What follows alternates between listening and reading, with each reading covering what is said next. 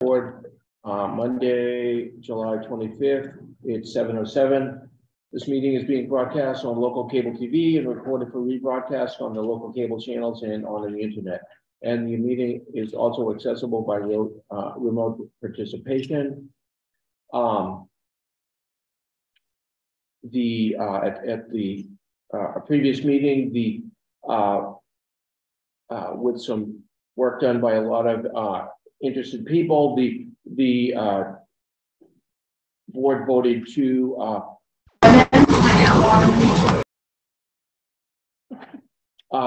become a Purple Heart community, and the ceremony commemorating that will be Sunday, August 7th at 1 p.m. at the bandstand. And so this is a great thing.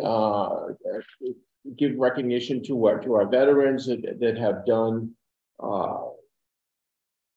stuff to put themselves on the line for the country, and this is a good recognition of that. The CPA funded paid school playground is now open as of last week, and I'd like to spend a minute and just thank a lot of people who put a lot of effort into getting this done, and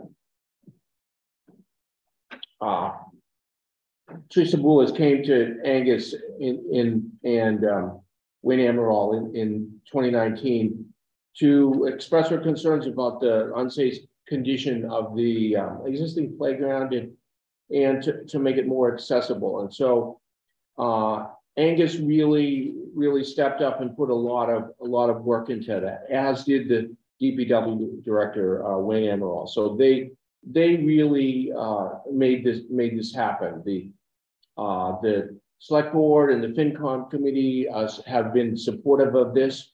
We managed to get some state money that actually helped get this off the ground. So I'd like to thank Senator Tarr and Representative Muir for their contributions to this project. I'd like to thank the Community Preservation Committee and Barbara Gard for their support and funding. This is a relatively large project. Most of all, let's thank the residents of the community who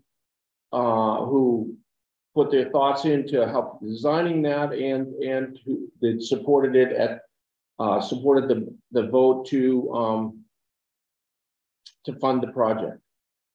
The designers of the playground, Megan and Colin from O'Brien and Sons, the consultant Mike Sabulis and staff from GEI who did the engineering for the site, the paid school people, Principal Emily and the staff there for helping during the construction project. Thank you to Ted and his crew at Lakeside Excavation for building this playground, dealing with the many questions. Final thank you to Connor Lincoln from assisting the staff with the landscaping, and finally to all our great DPW staff, Witch Hills, John Spalding, Mark Marlowe, who did the site preparation and got it underway. So this was a big town project. It wasn't just a playground. It was a significant amount of money. There was a lot of work involved in this, and just people need to be thanked. Okay. Summer concerts are continuing on Thursdays. I know I've actually had a couple of my patients that told me that they had gone to a concert recently, and they said it was outstanding. So just thought that people should know that and try one on a Thursday evening. Volunteers needed for boards and committees and commissions. Go to westnewbury.org /volunteer. See what is what is most needed. Angus, what's our big priority right now? We are very much looking for a planning board associate member. We also really need a FinCom member. Are we down one FinCom still? One FinCom member. Yeah. Okay. There's other vacancies as well, but those are the ones that the short list. So without further ado, it's a pleasure to have Senator Tarr and Representative Murin here, and we're going to hear some good news about the Rocks Village Bridge. it's already, it got finished this morning, right? That's in the ears of the beholder, Mr. Chairman. Yes. No, thanks for hearing us. I guess, you know, this is probably could have done with a phone call, but seeing how, you know, I won't be the state rep for West Newbury after this year. I want to get before the select board for what is perhaps the last time. It's been a pleasure to serve. It was my hometown for a very long time, as you know. And it's been a pleasure to serve here. And so, yeah, this is the least we could do. We don't have any new information per se. What Angus sent in that latest email has the latest information from DOT. But I wanted to let you know that State Rep Andy Vargas, the State Rep from Gable, conducted a Zoom meeting with a bunch of members from DOT, as well as some residents of Rocks Village, including some members of the Rocks Village Historical Commission. And it was a pretty interesting meeting. And I just wanted to share with you what we talked about on that. Yeah, that would be interesting. Yeah. And what it boils down to is that everything you've heard so far is completely accurate about people asking about diverting truck traffic. You know, DOT has been clear on this. It's a difficult, arduous process. It can be done, but it requires getting the permission from nearby towns. They cite chapter and verse. I guess it's chapter 85, section 2 of Mass General Laws that would require the municipalities to get permission from surrounding cities and towns before they can divert truck traffic like that. They call this a heavy commercial vehicle exclusion, HCVE. And so there is a process for this. And what DOT does is they determine what the nearby bridges are. And so going upriver, if you will, you've got the Groveland Bridge going from Groveland to Haverhill. And then downriver or east, if you will, you've got the chain bridge that goes pretty much from Newburyport to Amesbury. And so what they've calculated is that if the Rocks Village Bridge were to shut down truck traffic, that traffic will be diverted to those other bridges. It can be done, but the town would have to, you know, request this permission from those municipalities, all four of them. And the chances of them granting this is probably not very good. And even if they did, they said DOT would have serious issues with it as well. They cited perhaps the feds would have regulations against this, as well as these, you know, these mass general laws. Okay. So is there any precedent for this happening, or? Not that I know. Bruce has been at this a lot longer than I have, but not that I'm aware of. So it's hard to identify any particular precedent, but the fact is the mechanism is in law, and I would be surprised if somebody hadn't done it over the years. But I think this is an issue of trying to spend our resources and our energy in the best way. And this does not seem to be a path of easy resistance. So it would seem that maybe we should direct our efforts more toward other mechanisms that we can use to protect the bridge. Better warning. Yeah, and ensure that folks don't try to use it inappropriately in a way that the bridge is not intended to carry in terms of the traffic, or have it strike the bridge. So I think that's more where we should turn our attention. This one seems like it's going to be more of an uphill climb. I'm not prepared yet to say, and I don't think we are, that we should abandon it. But it seems like if you have a finite amount of time and energy, then we should focus on maybe some other things that would be more effective, that would have a better chance of approval and installation. So what was the scuttlebutt about the historical commission feeling about more high-tech warning systems? So a lot of people on both sides of that bridge have been asked about diverting the truck traffic. So DOT addressed that first, but then talk was about a strike bar or some sort of apparatus on the bridge itself to warn trucks about the proper height. And apparently any changes to the bridge have to be approved by that Rocks Village Historical Commission. They have to issue a certificate of appropriateness. Thank you, Wayne. It's exactly what they would have to issue, or a replacement in kind. Now, what that is determined, how you define it, I think is up to that commission. And I don't know how often they meet, but I want to say they meet at the beginning of every month, perhaps the first Wednesday of every month. And then maybe someone from West Newbury could contact members. The person who spoke was Kevin McCarthy. And so he did not seem amenable to any kind of drastic changes to the bridge, but he did mention something called the sacrificial bar. You know, perhaps something green, a piece of steel painted green that matches the rest of the bridge would be amenable to him. Okay, and it's just something that I think that both municipalities should have a conversation about. And I want to bring up something else. So did they have jurisdiction over both ends of the bridge? I mean, how far, yeah, that's is it 50% across the bridge, or the whole? Is it the whole thing? I mean, how did they get to rule across the navigable waterway? Yeah, that's a great question, Mr. Chairman, and they do not have an answer for that.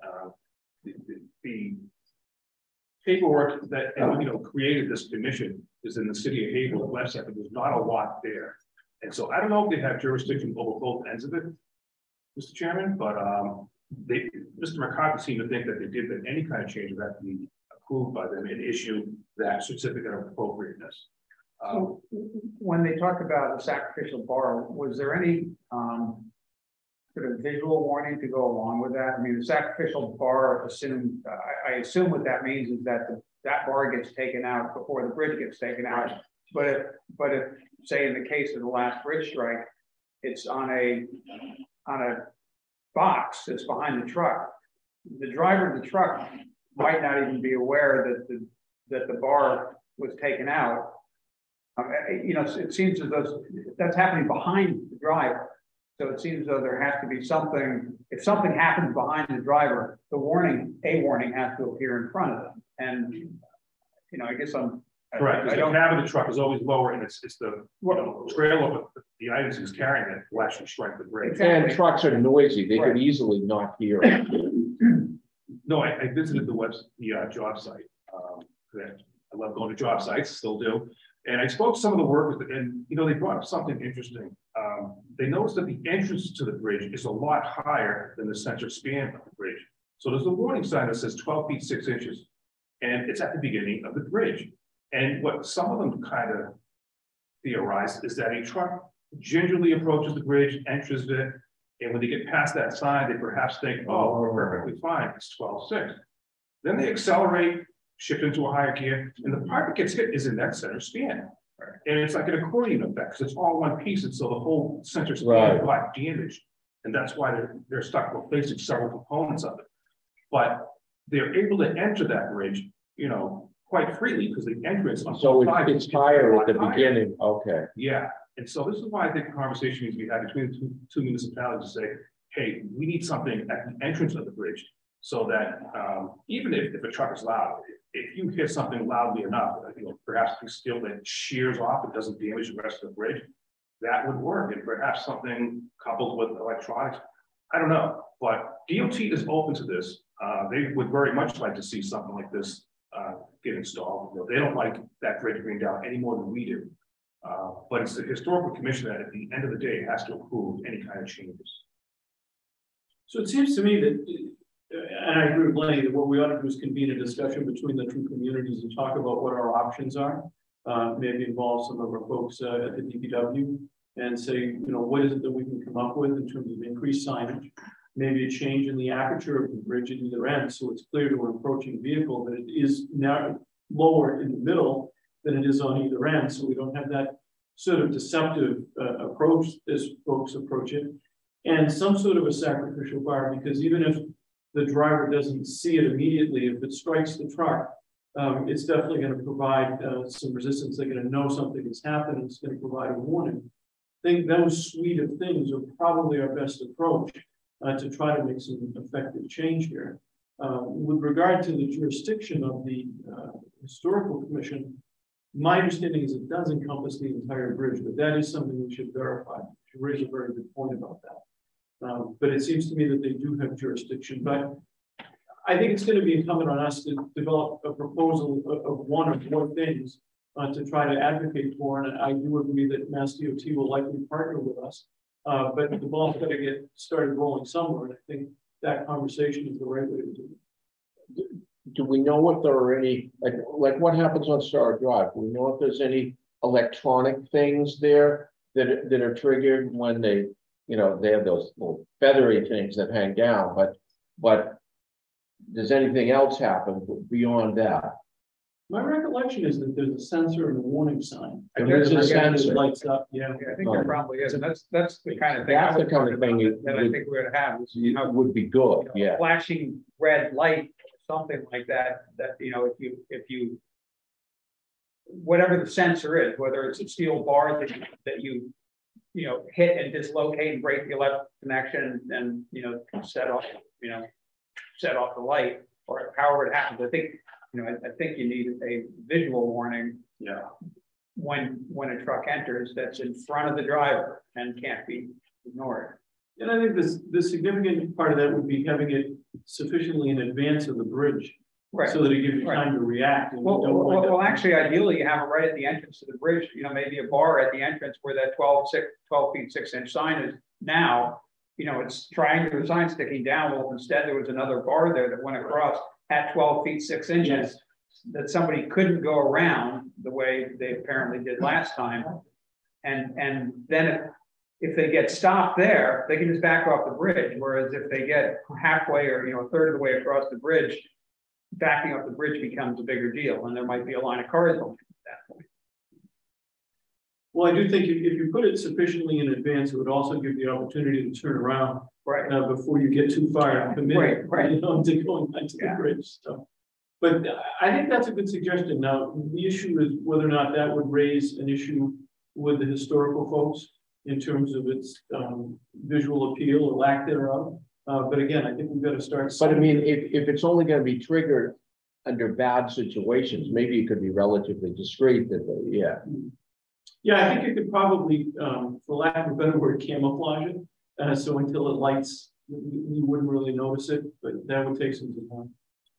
Would it be DOT seeking that certificate of appropriateness? It's their project, right? They would need to basically seek any permission. So do we have the ear of the right people at DOT to take these ideas and kind of turn them into a tangible, specific proposal that could then be approved or not? I think we do have their ear. I'm planning to speak to the District 4 engineer tomorrow, and hopefully Lenny can join me on that call. Yeah. We were waiting to have this discussion and then decide how to proceed forward. So we can definitely raise that. But I just think they're going to be much better equipped to put together a specific proposal than any. We don't know the technology. Right. Yeah. No, I definitely think that's a good idea. And, you know, they have the resources. They've had more experience with this, so we could certainly ask them. It seems to me that we have to identify a number of different tools that we might use and then put together a package and see what's approvable. Yeah, I mean, definitely, you know, our DPW and public safety would be really happy to be available, as I'm sure Haverhill's would as well. But I just don't think either of those are the right office to actually like put together a specific proposal. I think you're right. They'd have to submit a drawing. Right. Actual drawing, show what the apparatus would look like. Right, which requires a certain amount of buy-in. Right. Yes. Well, why don't we work on that and make sure that, you know, we can have a partnership with DOT. I'm fairly confident that we can. And then also maybe convene a discussion, probably do it by Zoom with all the parties involved and brainstorm a little bit about what our best options would be.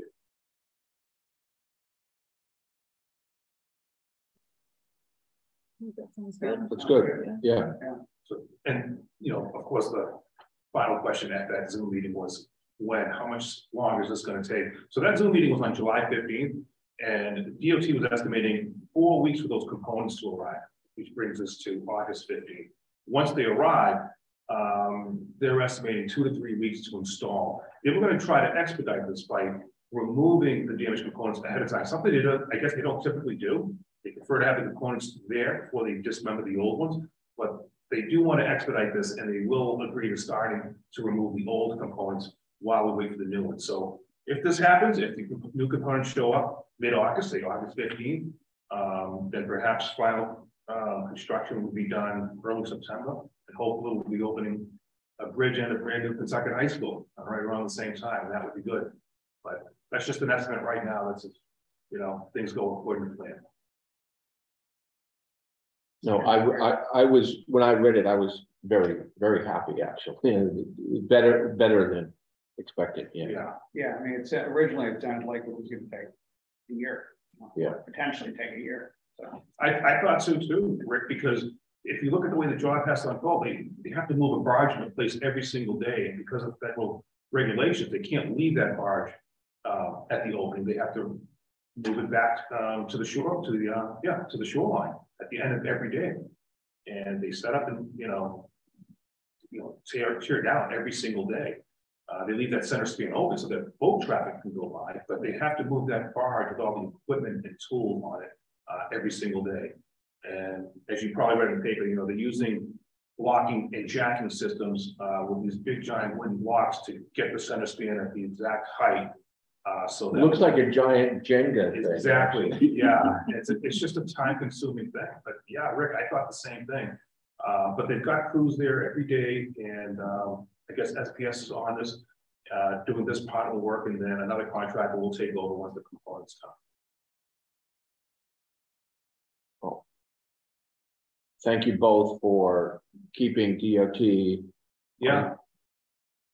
In the loop. Well, we've been hearing constituents just like I'm sure you have. And they, understandably, they're curious about this. They have a lot of questions. Right. How much longer? Maybe the people that live in Rocks Village like it because now people aren't coming by their neighborhood. Just a thought. We've got several bridges in our district. Yeah. They're all temporary dead ends.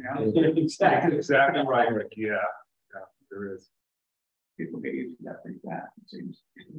So just to think about next steps, we'll talk to DOT tomorrow, and then we'll envision a conversation with all the parties about what we could do by way of signage, sacrificial strike bars, any other kind of things that we could think of, with the eye toward getting Mass DOT to come up with a proposal that we could then support, but using their expertise and having them stay in place as the project proponent. And then we'll do a little bit more research on the association to see if their authority does extend to the whole bridge. I'm pretty sure it does, but let's double check out to make sure. And then we can think about next steps after that. Excellent. That's good. Okay. Question? Dick? Yeah, I have a question. This is a little bit hard to get. But I see this too, the single film and it's a rare opportunity. I still want sidewalks too, so I know, but I had to say that. I would be disappointed.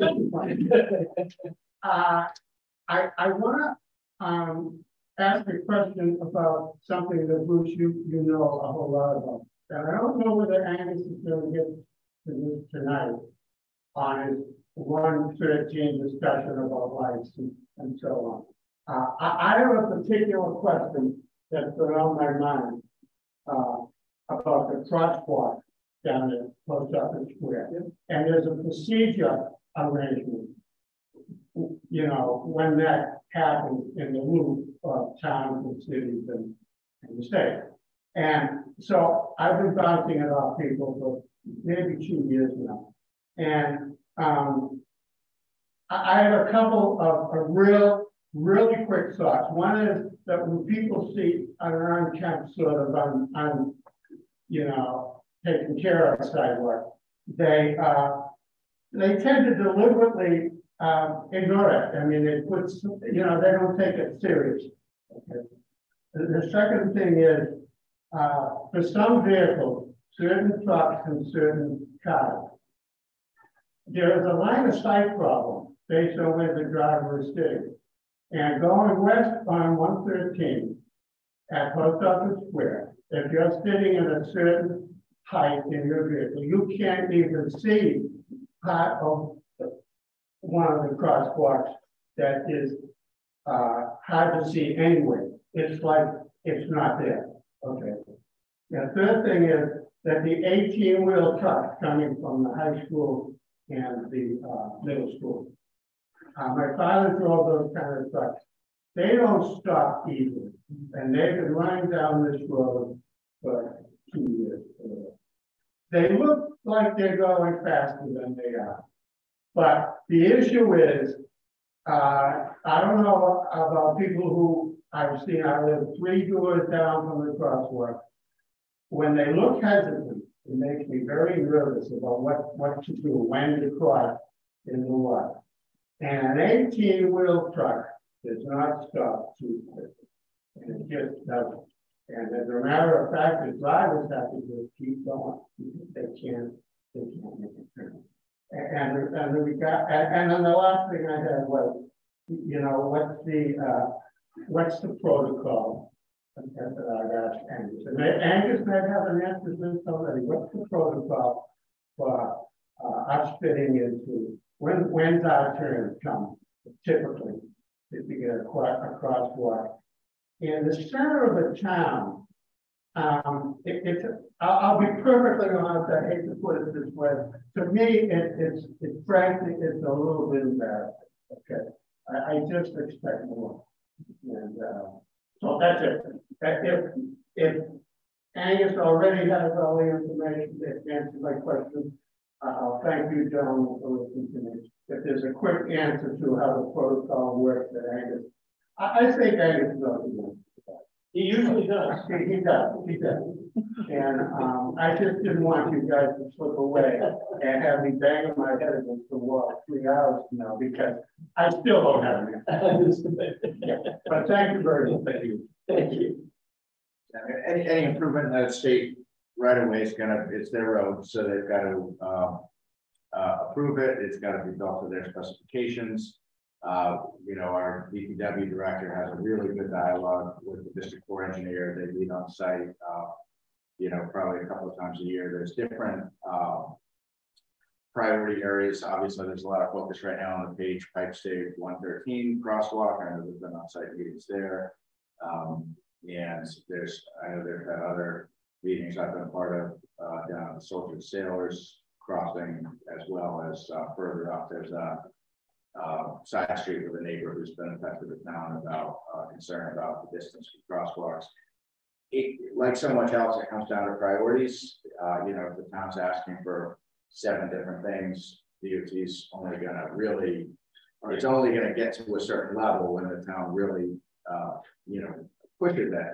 And my experience up in Maine, which I think is somewhat analogous here, if the town takes the step of actually engineering what it wants done so that there's specific cost estimates, that makes it a more tangible request of the state, rather than just kind of like an open-ended, hey, we want an improvement here. You're basically at that point asking them to make it their job to do the analysis, to do the design and engineering, and to fund it.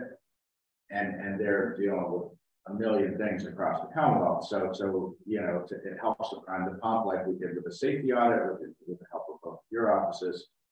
That helped us to get the conceptual design to now have something more tangible to present to the state. And we'll talk about this later tonight with regard to the potential Safe Routes to Schools grant. But you know, for what you're describing, I think that the town would need to, if it really wants to get it higher on the list of priorities, would need to prime the pump with some probably design work to say, specific improvements we're looking for in this location. This is what we think are going to cost, and then whether DOT can absorb that within, I know they can absorb some amount of improvements within their budget, or maybe there's an earmark as has happened, you know, in the last couple of budgets. Once there's a dollar amount and everyone knows what it's going to cost, it makes it a lot. It's a clear path to actually get to improve. Yeah, we got an earmark for that Lincoln right crosswalk between Pike State and the Page School. Right. That one was tricky because at the top of the hill. Well, but just for the safety audit, to then get, you know, so there's still a ways away to get that, but that was a really important first step for sure. So I think it's got a, I mean, I'd love to have Wayne here for the discussion, because he could speak in a lot more detail as to whether, you know, where that particular crossing fits on his. And it's not free to it down from the question. Yeah. I point to people sometimes when I cross and go into the field and I look back. I point to them because I can see what's coming. And I say, and they're in the crosswalk. That partly they're in, partly they're out. And I point to them if I think there's a car that's not gonna stop because it's the crosswalk on the facing east. I point to them and give them a stop. Wait, watch yourself, because I'm worried. So that's my priority. If you call that a priority, that's all. So we're happy to work with you in terms of prioritizing that, if that be the will of the town. I think one issue that we need to think about is maybe some advanced signage to alert people to the fact that there is a crosswalk that they're approaching. I'm not sure if that signage is in place now, but that's something we definitely think about to help deal with the lack of visibility. At least if a motorist can see a sign says, I know there's a crosswalk ahead, that might have a calming effect as they approach it. So I think we can think about that, but we're happy to work with you to drive this forward as you wish to prioritize.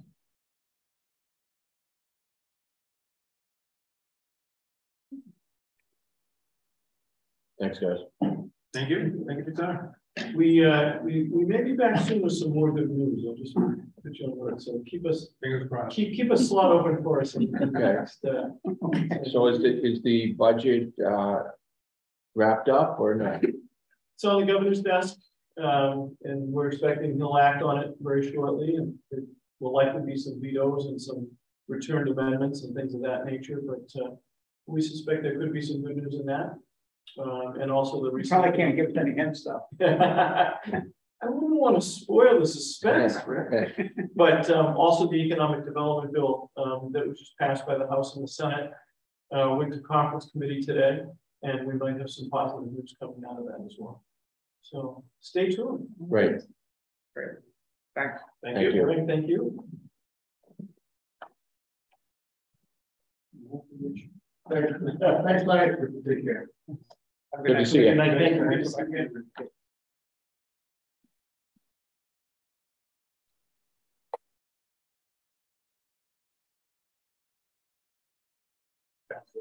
Being here, I don't need to.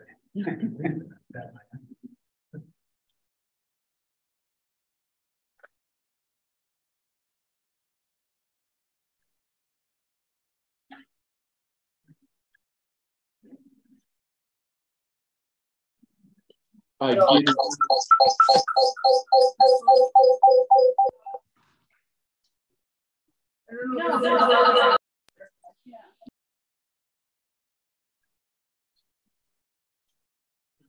Next item is just informational on the upgrade to the AAA bond status. So, normally we put that later on the agenda, but it is big news, and it's really good for the town.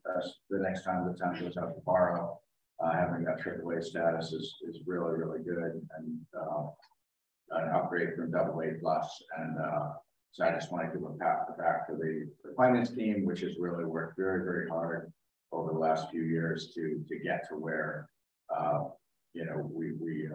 we've got that rating. And while part of that is really outside our control in terms of things like turnbacks and the increase in fund balance and just the town's fundamental financial health. Some of it, which you never know what pushes it over the top, but some qualitative features which aren't just showing up on the balance sheet, but they definitely got special recognition and attention. Were, I'd say, three things. One is the adoption of formal financial policies and adherence to those policies. They weren't just adopted, they're actually in circulation, and that's really credit to the select board that preceded me, because they got the grant from DOR for the municipal best practices grant for financial policies, and it's clear that that was a really important thing to the bond rating. They really liked we took the town took the recommendations of DOR, and we've done most of them. That's right. That's the good thing. Yeah. So that I think was the first one. The second one I think is the capital program, and the kind of where that's really leaps and bounds past where it was a few years ago. That was definitely recognized. We had summarized that for them, and they really wanted to see it, so we sent it to them, and I think that they want to know that the town has its eyes wide open in terms of future obligations and projects, whether those are needs or wants. And I think they were very, very impressed with the level of capital planning that's going on. And finally, the attention the town has given to resiliency planning is very much on the mind of the rating agencies. They know, just as you do, that it's a changing world. There's a lot of imminent, present, and increasing risk factors looking ahead, and they definitely, want to know that towns are making changes that they can make to increase their resiliency, whether to natural hazards or climate change. So, I mean, there were other things as well, but if I had to pick three, I think those were, really helped us stand out and get that trip lately. I just wanted to add, reading the report, there was one thing that was surprising. So we, to put this in context, so where people would say, well, it's because one of the reasons is because we have, we generate a lot of free cash every year. That's because you're overtaxing people. That would be what people always say. That's why you have so much free cash. Well, the interesting thing to me was that our tax rate on the $13.02 2 cents per thousand was actually right in the middle of Commonwealth communities. So that was, I didn't expect, when I read that, I was really surprised. Wow, we're doing very well, even though, we have relatively high property values, but we're not, our actual tax rate is right in the middle of Massachusetts communities. So that's a very, very positive thing. Yeah, well, I mean, saying that because you have free cash, because money comes back, your excess at the end of the year, and pointing to that as, because your taxes are too high, it's kind of what you're not acknowledging is that the money that remained from the previous year kept your taxes down in the current year. So the money just, essentially there's a buffer that just keeps recirculating. And so the tax rate is no higher than it would be. Well, there is that too, and also we can thank our town administrators for spending the money frugally and not overspending. So a lot of good news there, and don't usually get good news. All right, next we've got a couple of appointments, and Karen Holmes did let us know she was not going to be able to be present tonight, but okay. I did put it on the agenda anyhow. So I don't know if you want to take that up or pass that over until she's able to be here. But I believe we have other applicants. So we'll do that. We'll do her last. So Michael, you can say right there. It'll catch you. That's fine. Michael is applying. Michael Dacey is applying to be on the Climate Change Resiliency Committee. Michael, just want to give us a couple sentences about you. Sure. I guess I first even heard about the resiliency committee when I got a notice for the sidewalk down the road. It's close to home thing that I should see what was going on. So that was our direct exposure to the committee. Then as we got through and was into several different meetings and evaluated and looked at the situation that the type of situation they're dealing with, that's a pretty good fit for my background. I'm a professional geologist in New Hampshire and a licensed site professional in Massachusetts. I've been in consulting for 35 years. So I deal with mostly with site contamination and issues like that, assessment and remediation type work, but it frequently goes over into the natural environment. As a graduate student from URI, we did coastal studies, my thesis within coastal erosion and burial island system down in Rhode Island, the evolution of that island and the effects of storms and whatnot, so I understand river and storm processes, ocean processes, and I think I can bring that to the committee. Great. So that's it in a nutshell. So Mike is, to be honest, is already a de facto member of the committee.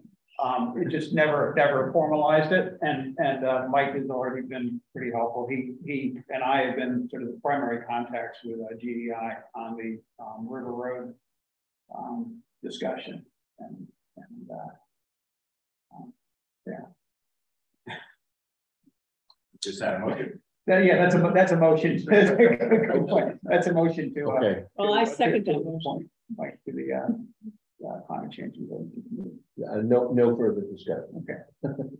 All those in favor? Aye. Aye. Thank you. So that'll be to June 30, 2023. Is that where we're on this one? Yeah, I guess it's just an annual appointment. Yeah. Is that the one? Okay. Climate change. Thank you, Michael. Great, okay.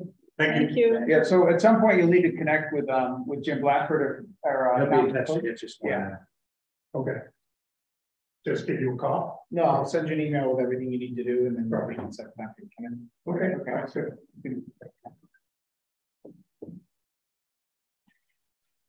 You, David? Yes. Hi. David Parrott, applying for a position on the Open Space Committee. Just same thing, Dave. Just a couple sentences. I love how green our community is. Like, I recently was appointed to the Conservation Commission, and I'm loving that. And part of, I was asked, like, we want to have somebody on open space as well as conservation to kind of provide that continuity.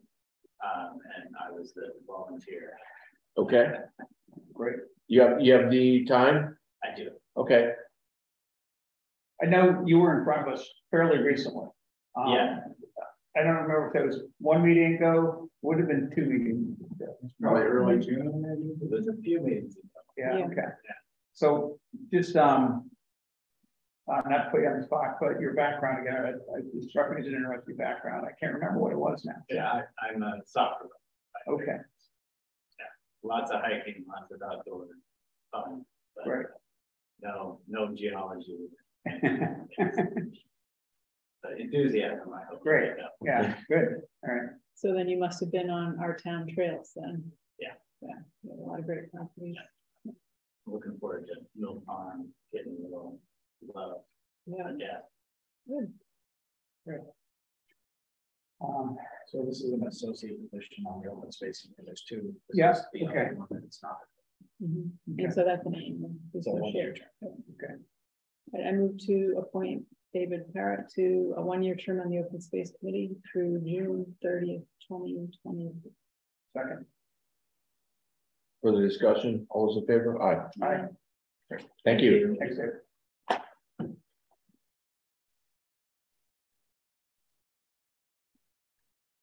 So David, we'll need to get you sworn into this one. See you later. Okay, I would ask Wendy and Rick, what do you feel about the other request? Oh, Karen Holmes. Yeah. Yeah, I think it's good. I mean, Just I think we have go a ahead, good go with it. background. Okay. Yeah, a couple of the applicants were not here last time. Right. Okay. Yeah, I actually know Karen pretty well. Okay. Oh, okay. She was my physical therapist. Too much information. Well, too many injuries. Yeah. So I move to appoint Karen Holmes to 1 year term. 1-year term on the Affordable Housing Trust, expiring June 30th, 2023. Second. Further discussion? All those in favor? Aye. Aye. So I've been asked if I'm going to represent the select board on the trust. Can we make that determination? I mean, it'd be good to get a meeting together, but right now we don't have any formal standing. I would nominate Wendy Reed to be the select board member on the Affordable Housing Trust. I'll second that. Discussion? All those in favor? Aye. Aye. I'll abstain. Thank you. So there's no reason we can't meet then, right? No. Okay. So, yeah, I mean, you don't, as you know, until the AG approves the creation. It doesn't legally exist, but I think an organizing meeting would be great. Okay. Organizing and scoping meeting.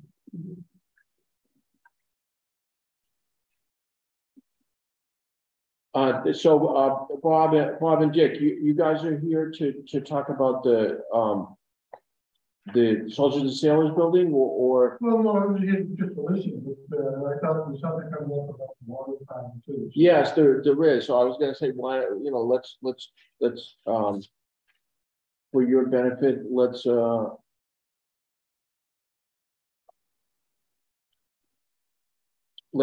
take that out of order. You agreeable? Yeah. Okay. Okay. So item G.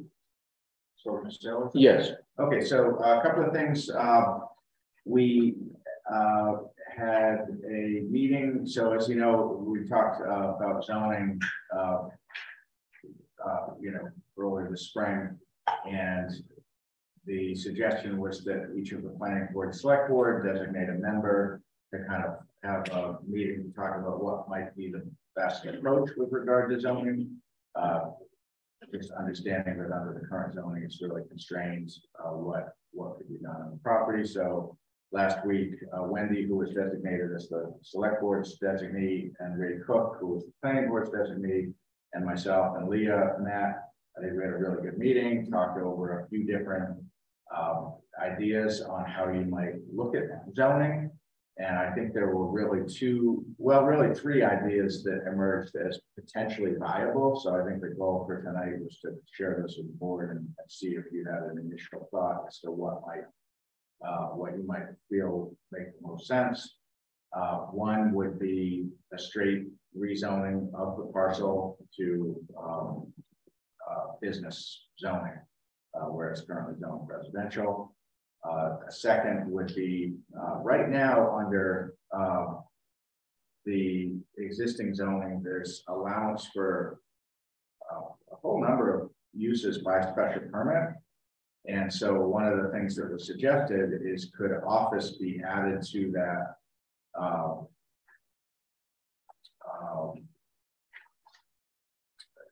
to that list, so that and let's see. So I'm pulling up here Sam's memo that sets out the allowable uses. And what you'll see is so if you look at this, let me do a screen share so people who are remote can see what I'm doing.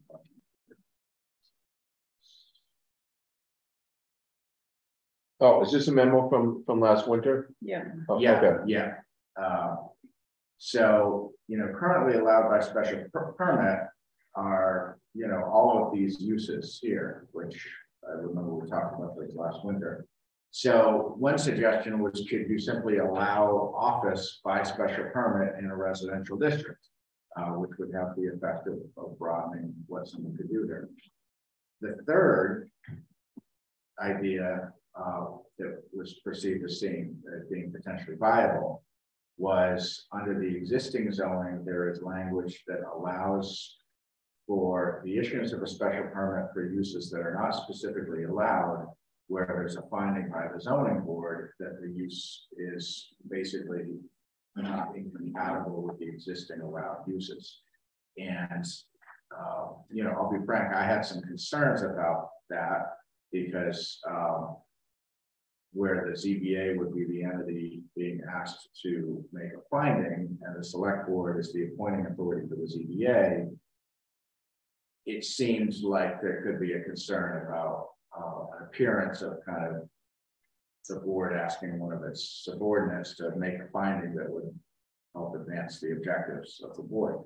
With all that said, the objectives are public interest objectives. There's no nefarious objective. So I don't know that that's a real concern, but those were kind of the three ideas. So a straight rezoning of the land, a broadening to allow by special permit office use in the residential zone, or basically no change to the zoning, but seeking a finding from the zoning board to then allow the planning board to consider issuing a special permit for a use that's not allowed in the zoning. Is that a fair synopsis? Yeah.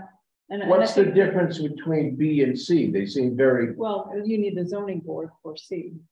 So you have to get the planning board special permit, and the zoning board of appeals has to rule that it's a not incompatible use. And really, and this is very important, there wouldn't be a zoning amendment with C, because that's language in the existing bylaw. Okay. So I think the question that we talked about is, if you're a potential buyer of this property, if it's not nailed down that it's going to work, you know, for the use you have in mind, that could be problematic. So, you know, which one of these scenarios would give them some assurance that, you know, they'll be successful in changing the zoning or getting the project approved. So I think we need to offer some, or, you know, make the process a little bit more straightforward. You know, to just rely on a special permit may not be enough assurance for them. I don't know. So you can't do that ahead of time because you don't know what the office might be or something right, like and they that. don't know the property yet, so yeah. You wouldn't know this is a business that would generate a lot of vehicles or no vehicles. You don't know that until you have the application. Okay. I think I favor the second approach, where the zoning amendment is just to add office use to that list, along with dog kennels, sanitarium, you know, hospitals. Yeah. I mean, it doesn't seem like an inconsistent use with those, but at least this would codify it as part of the bylaw, and so it would remove one of the obstacles. Yeah. Yeah. Where would those? I'm just those sort of very eclectic collection of uses. Where did they come from? Just historically from the town? I don't know. Or is this sort of like? You mean the list in the zoning bylaw? Yeah. Yeah. It's sort of changed. I mean, it's evolved over time. If you look, you know, the fact that there's wind generation facility and solar is those are all in the last, you know, 15 years. Yeah. Right. As opposed to a sawmill. But they've just like been okay. Yeah, it's sort of evolved over time as new things, or not so new things, are a possibility, like a cider mill. Like a kennel seems like something a lot of people would not be too happy about, but yeah. I mean, the second option seems to be to make more sense. The third one seems like you're turning yourself in contortions to, you know, to make that work. At least that feels like it to me. You know, having to go to the ZBA, who then empowers the planning board to do their thing.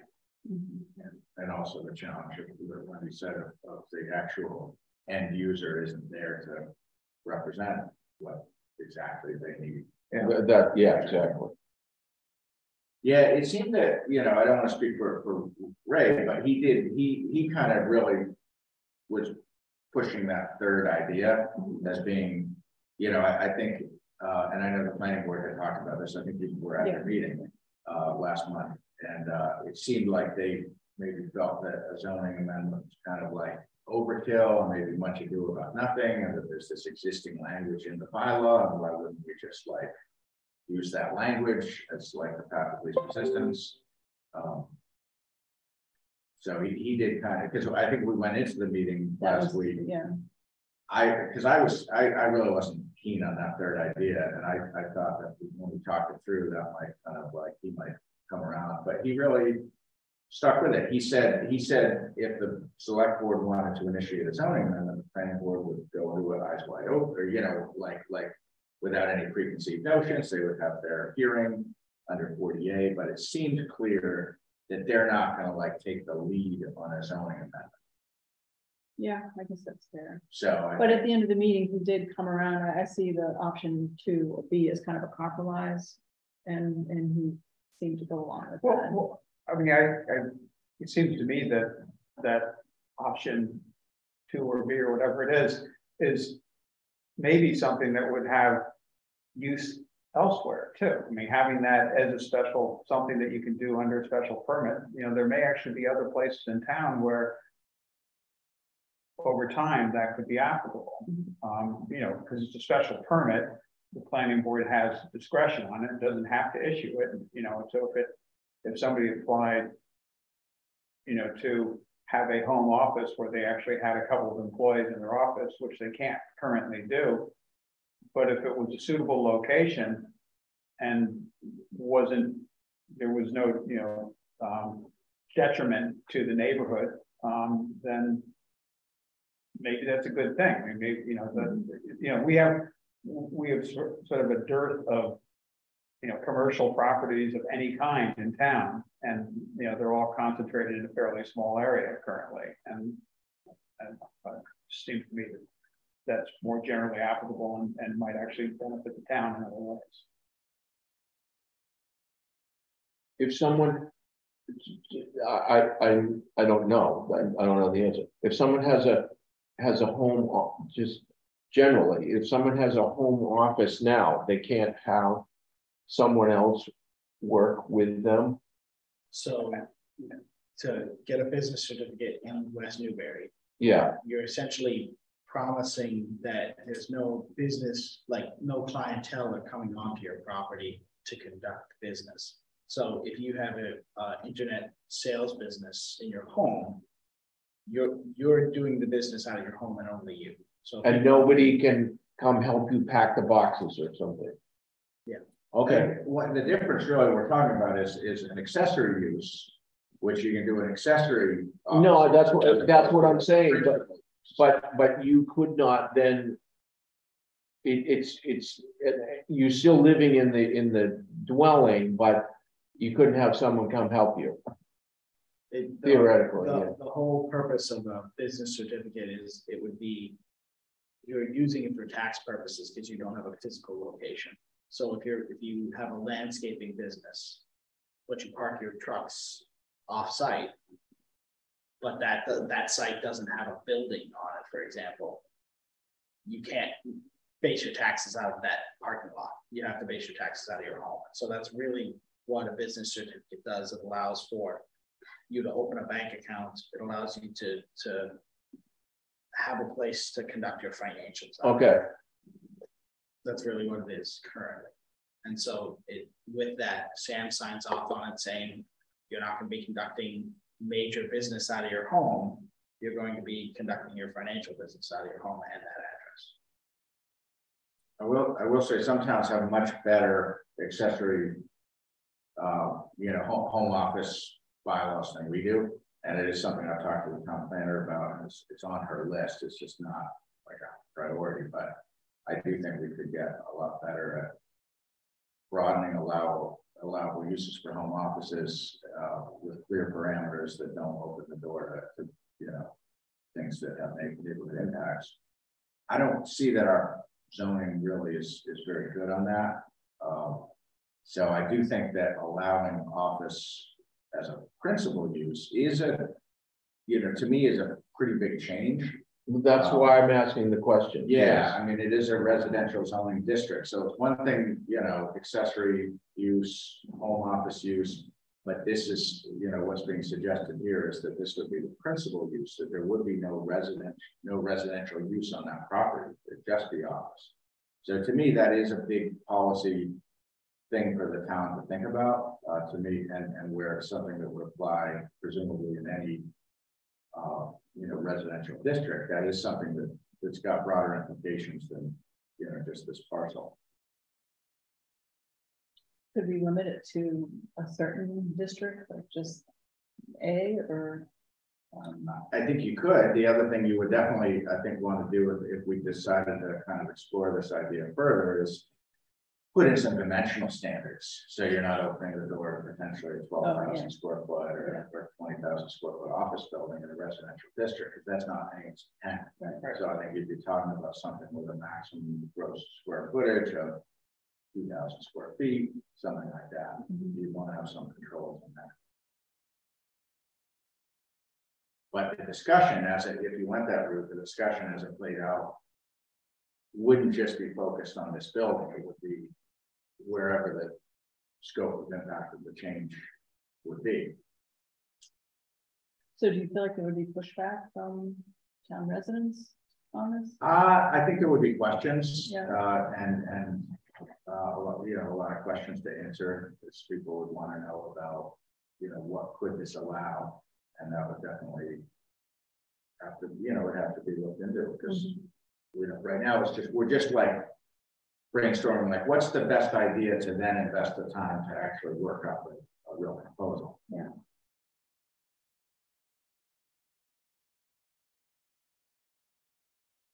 And so we have a pretty short timeline for this, right? Yeah, the idea was to get something to the fall town meeting. We would want to really have something. What have we decided that? I think referring to the planning board at the August meeting. Probably at the August 8th meeting. Yeah. There would be time. It could go past that, but to really allow a healthy amount of time for the planning board to have its process, we would need to move pretty quickly. And when I think their next meeting is August 1st. It is. Dick? I'm wondering I'm thinking it must have happened somewhere somehow. Maybe it's happened across the country often. That situation, and within a situation it's going on in town. It's so sustainable. How often do you think somebody buys a historic and memorial type building from an owner, in this case the town, to open just for an example, a non-controversial business, a dentist's office, with the clearly expressed intention of feeling very good about saving a historic one. I mean, that must happen. They open on a, what do you think? I mean, it's not so simple. Well, let's sort of say it then. Somebody, what's another just business that every town needs? Or it could be an art studio, and buys the building from the owner, in this case the town, and says right up front, and I'm gonna work at, which would be a person of means, and a person either making a good living at the business, or a person who has money, or both. I'm wondering how often does that happen? How could we leave things so that possibility would be on the table? From my point of view, without, I would hate to see, I want that to happen. So I wouldn't want to see somebody buy it as a florist with no intention of doing a whole lot of, maybe the bare essentials to save the building, obviously in a safe condition, obviously in a pleasant looking way. From my point of view, I love that it was way up to scale on historical. But anyway, it's, can we somehow work things out that possibility could happen? Yeah, there'll be a historic preservation restriction on the sale, and we have the guidelines now from our consultant. You're all thinking of moving. What you thinking of? So it actually has happened in some instances, Dick. Yes. What was the building that they gave an example of? I just scanned that. Residential stuff in Sandwich house in Sandwich. But what was its original? It was residence. It was a residence. Okay.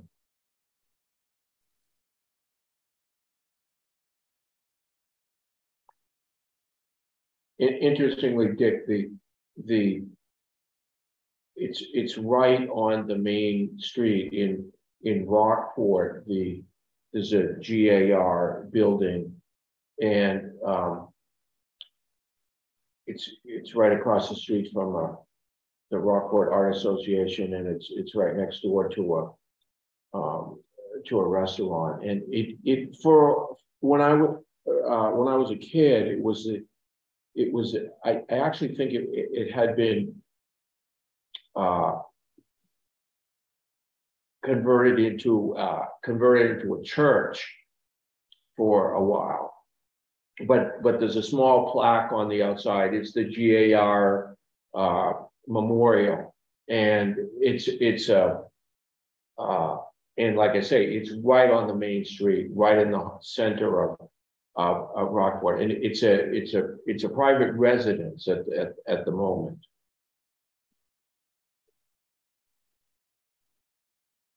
And to be honest, I can't say that the historical, I think it's about 1880 or something like that. It was built, obviously after the Civil War, and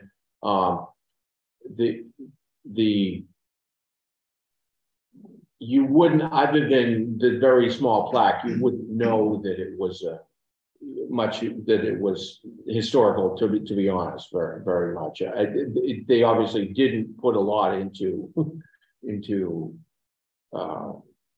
maintaining its significance. Yeah. So do the two of you need more information or do you have a sense of how you'd like to proceed with this? I mean, if it's a zoning change, I would like to ask the planning board if they would, spearhead it. Especially as Angus mentions that there could be, impacts to other properties. This has does have ramifications as stated that way. I'd like. Is there a way? From what you said, Wendy, can we narrow the scope of it to a smaller area or something? Or is that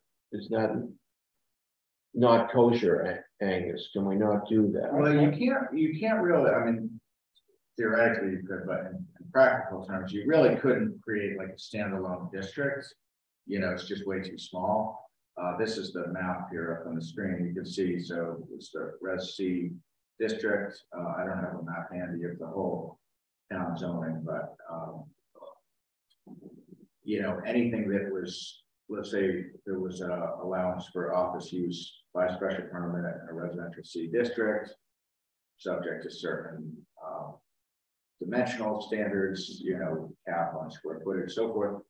That, under the current zoning, that would apply to any property in the town that's zoned residential C, which is going to be hundreds of properties. So it still doesn't narrow it very much, no. No.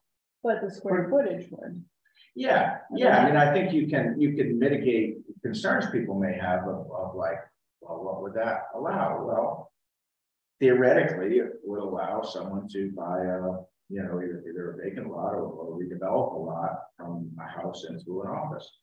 In today's market, that's like hard to even conceive because residential is going to be the highest and best use. Mm-hmm. But there's theoreticals that people could say, and it may raise other questions of signage or lighting or parking standards or different things that we may or may not be well equipped to get into. Raises questions that we'll need to have answers to. Wouldn't that be part of the special permit process, or are you foreseeing that we would lay that out in the bylaw? The way it's tough because the way the bylaws are written now, it doesn't have that kind of specifics, but our zoning is so bad. Like our zoning bylaws really, it doesn't have. Oh, okay, so let's pick one of the ones that's already on there. Okay, yeah.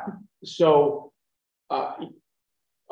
you would be allowed to have big vats of semi-rotting apples in the outside the building. Well, fermenters. yeah, so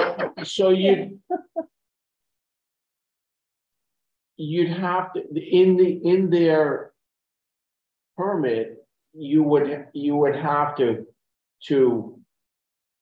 tell them, well, you have to put a cover over the vat. You can't, it just can't be that vague. There has to be prescriptions that would be implied, and the same would go for this. Yeah. So the comment, nothing wrong.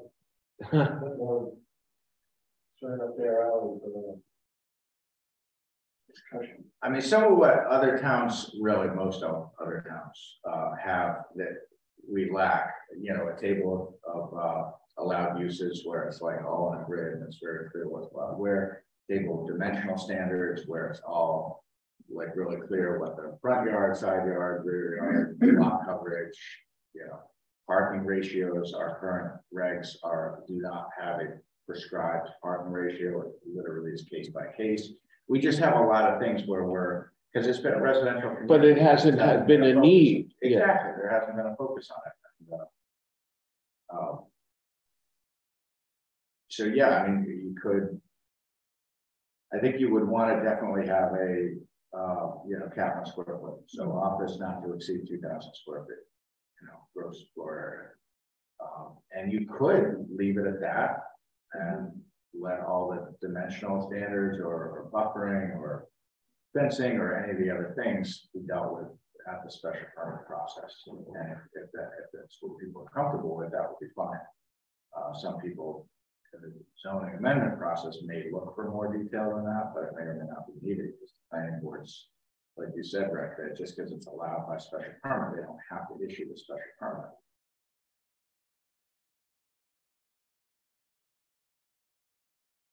It would be good if we could give the planning board some initial feedback for their August 1st meeting, so that at our next meeting we could make a decision to do what we need to do. They meet on August 1st, and I think the end of August is fine. They're kind of an unusual schedule, so if we want to, get this going, I think it's worth trying. The B after. Yeah, the B.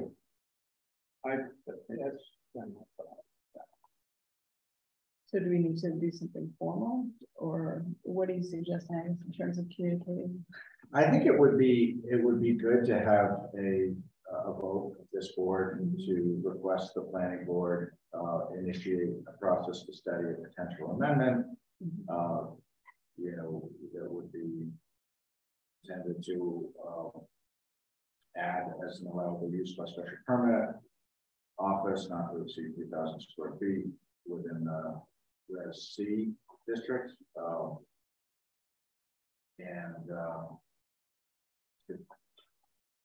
We'd run a memo and see if if they would initiate that process. That would be great. Okay. So I'll make a motion. That motion. Yeah, that we ask the planning board to begin to explore and begin the process of the zoning amendment to allow office use no greater than 2,000 square feet. Well, I wonder if we should let them determine just suggest that, of a limited, size or something like that. Yeah, that's better. That's better. Of a limited size, that's yeah. fine. I'm sure they're not going to, say 10,000 square feet. So, of a limited size within the residential C district. Second. Further discussion? I'll just add briefly on discussion. Okay. One idea you may have heard of over the years is form-based codes. You've probably heard that term kicked around. It's a very form-based codes. No, I'm not familiar with that. I'm surprised. It's really it's a big concept in planning. It's been around for 15 or 20 years. It's a very progressive way of thinking of building regulation. You'll see it in a lot of so-called new urbanist communities. The idea being that if a building meets certain forms and it's very big on roof lines and like, you know, placement of garages and things that, you know, the physical features of the building are compatible with the neighborhood, what's going on within that building shouldn't matter as much to the regulating entity, provided it's not noxious and noise and, you know, but basically the point being, if it's an office or if it's a house, if it looks and feels, if it meets the kind of the community character, the community aesthetics, setback, scale, roof lines, you know, it's basically this school of thought is that the, you know, public sector over many, many years has been really prescriptive on use. That's not, at least there's a certain a lot of respected people in the planning community who don't think who think that's kind of a backwards notion, and that with how the economy has changed, that, you know, if the form is compatible, that we ought to be flexible about what goes on within those four walls. So it's worth a Google. It's actually a great approach in communities that have a policy objective of economic development. That's not really been a framework for this town, but, you know, in other communities that are looking to attract business to cultivate, you know, entrepreneurship, it's definitely something that's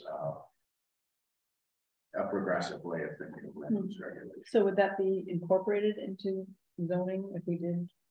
It's a big idea. I mean, to do a form-based, what they would say, like, do that instead of, or not in addition to. It's very tough to overlay that. Yeah. I just put it out there because it's, you know, really, if it's not generating noise, it's not generating traffic and light, it really ought to be innocuous. Interesting. If you control the you know, physical form and signage and things like that properly, you know, it can be fully compatible with the residential neighborhood to have an office use there.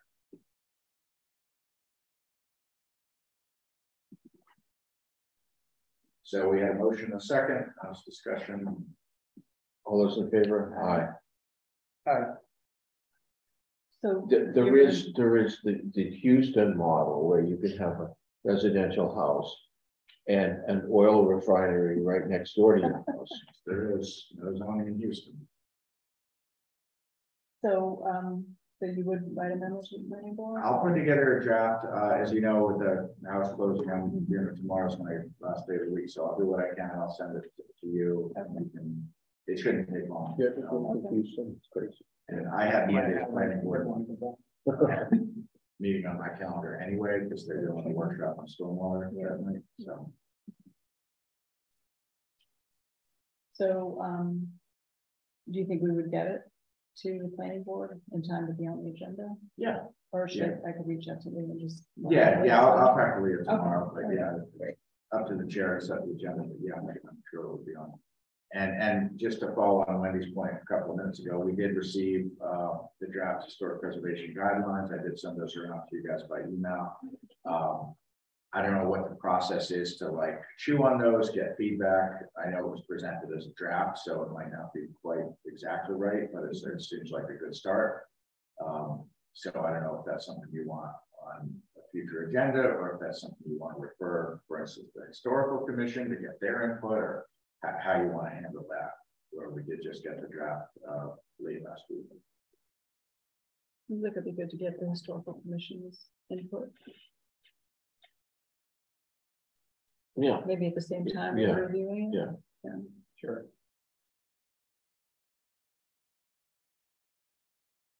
The chair right here. All right. It was by the 10th, I think that's our next meeting, so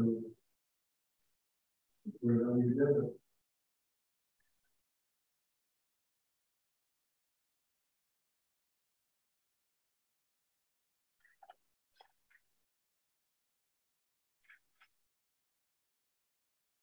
Okay.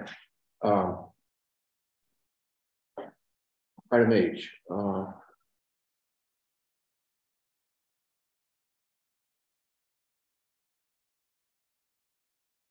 So, Rick, do you want to start this one? I know that was so basically, as you know, there was in the town meeting kind of directions.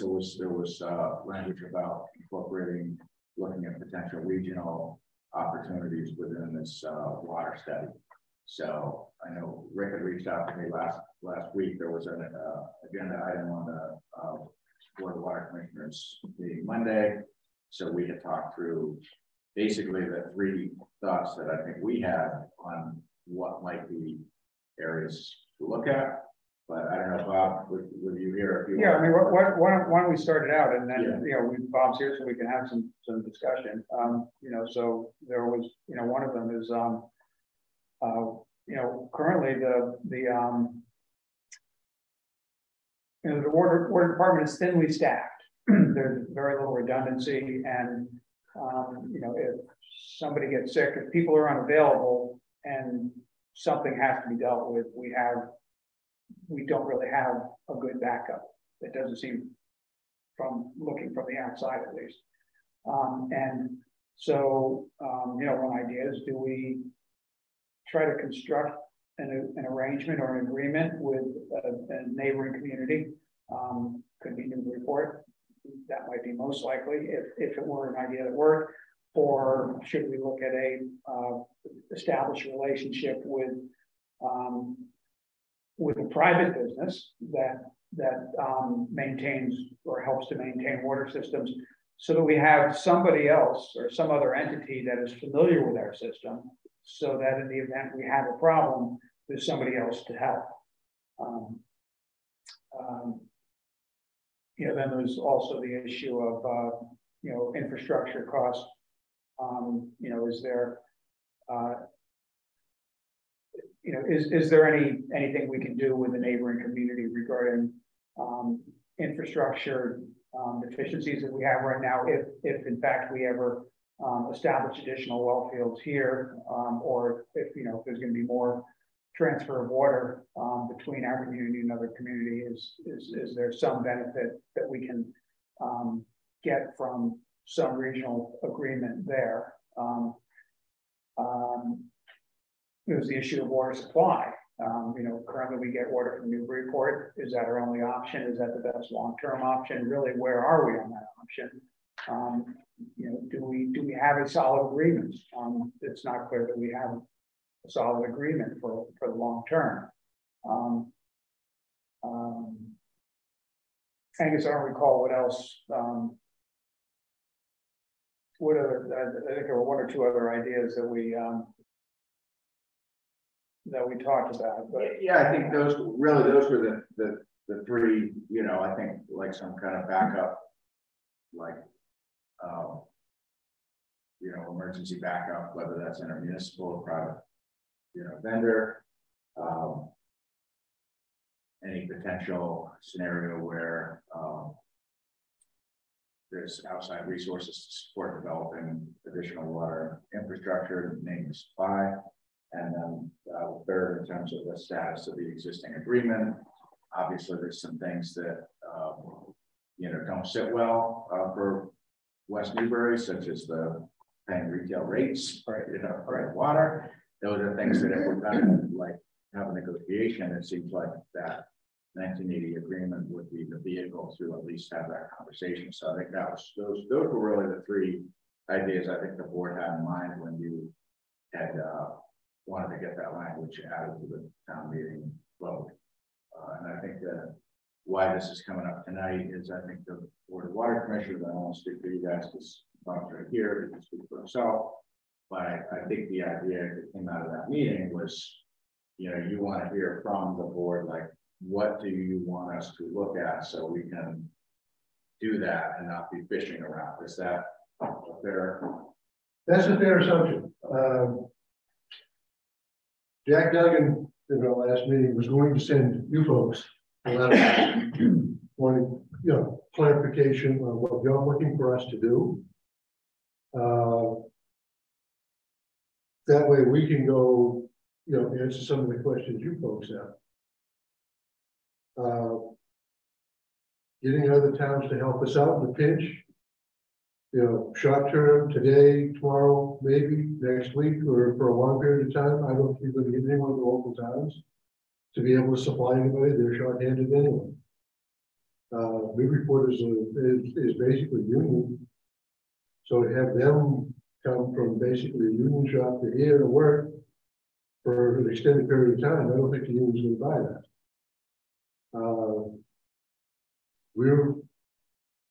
We've had a couple of applications, people. Frankly, one of the ones we've had, aren't willing to pay for the print of them. I know Mike has got one. Last time I talked to him last week, somebody may have sounded a little, better qualified, but the ones we've had so far are not qualified. They didn't have the proper license? They didn't have licenses, period. From my understanding. Hmm. Now, there are companies out there, it's called Contract Ops, is one of them. But you're going to pay through the nose. But what? Contract Ops. Okay. Or Pennachuck Water or something like that goes around and does work for private. Pennachuck, they were the ones who had the agreement with Salt. They had the one with Salt. I don't know anything about them, but my understanding is that, from what I've heard, it's a very pricey proposition. Yeah. Very pricey proposition. But in an emergency. It depends on how much I mean, well, obviously we'd have to find out what's, what they could do, what they would do, or what it's going to cost. Mm-hmm. But like I said, Jack Duggan was going to write a letter to you folks just to get your specific ideas of what you wanted us to go look for. I also think that I know we sort of have a oral, you might say, gentleman's agreement with Newburyport, but we don't have an up-to-date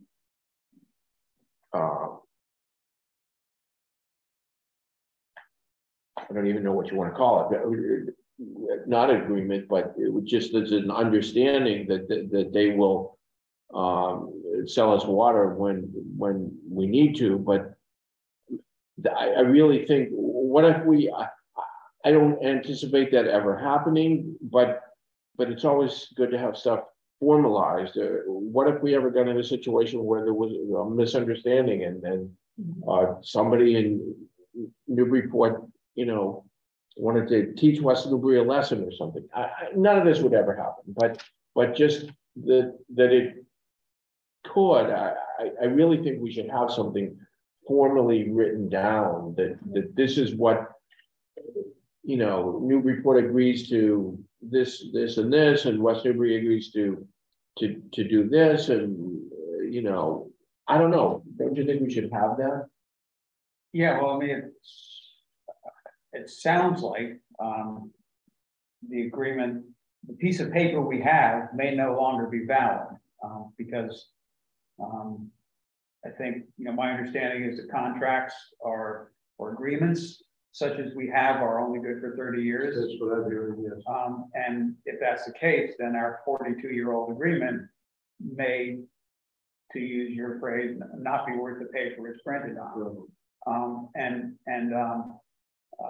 Newburyport continues to honor it, and they get a premium price for honoring that. So maybe that's a place we need to open up, discussion with Newburyport to formalize, reestablish that, and then what other. What else should be if we do establish an agreement, and there might be multiple layers to that agreement. Maybe it isn't just about the supply of water. Maybe it's about something else. One of the biggest issues has always been a surface water protection bylaw, which the way it would be written, West Newbury would be bound to that forever. Yeah. They would only give us 3-year break on our water rates. So, one of the biggest sticking points is this is forever, and this is, we get nothing out of it. So if they get everything, we get nothing. So there needs to be some kind of agreement someplace that if we give them this, then we need this, and not just for 30 days or 3 years. We need it for you know, we need something forever. And if we develop our own well field, then who knows what's going to happen with that agreement. Yeah. You have to kind of think of that too, if we do develop another source, we may not need them at all. And, you know, the shoe might be on the other foot, where we could possibly be selling them.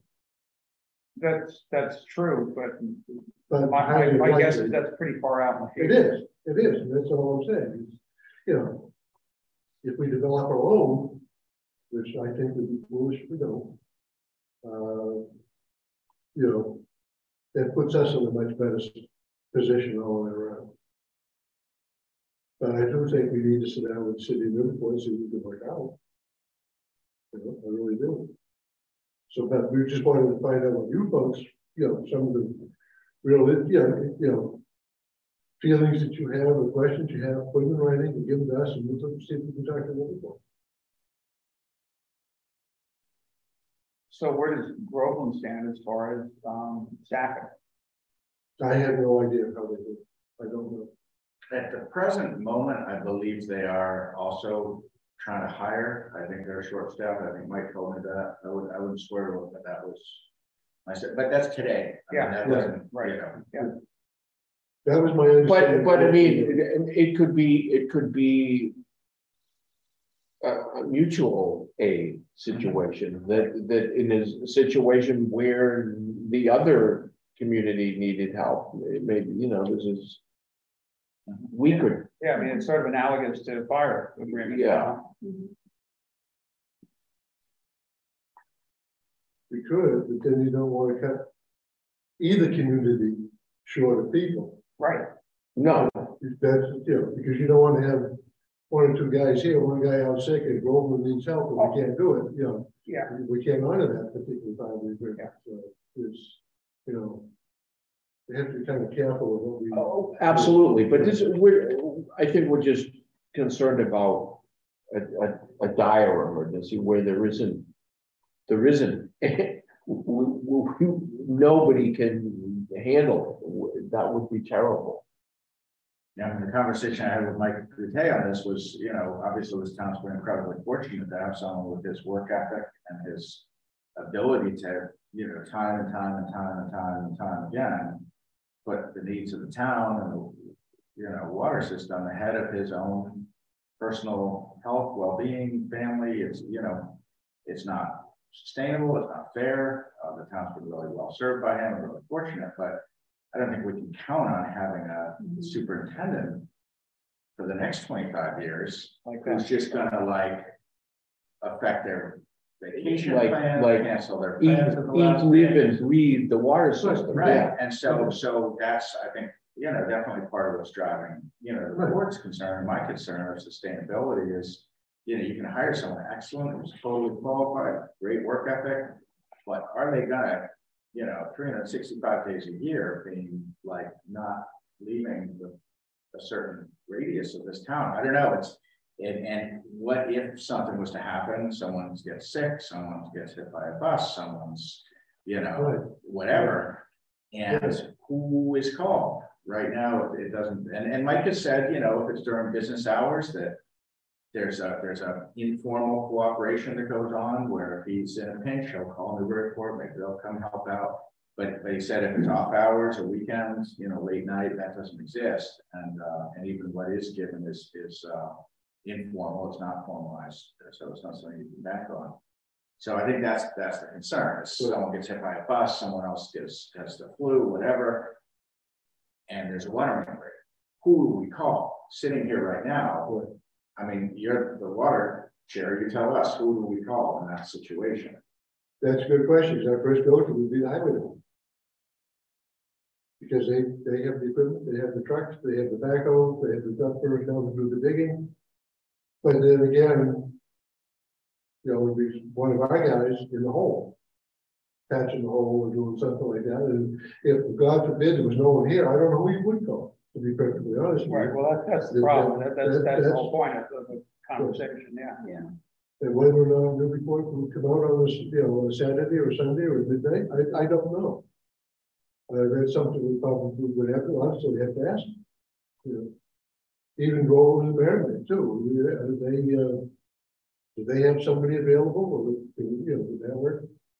Something like that, without talking to them, I don't know. Yeah, exactly. That's the conversation. That was why, Right. that was the reason for the instruction at town meeting, is Right. that conversation should take place. Right. And we should understand if there are options and try to develop those options. I mean, you know, but obviously at some point, besides an agreement that you're going to help out, there needs to be a financial agreement as well. You know, if that happens, you know, how does the money change hands? Because somehow money has to change. That's something that would have to be worked out. Right, and that's what we've done with, you know, with the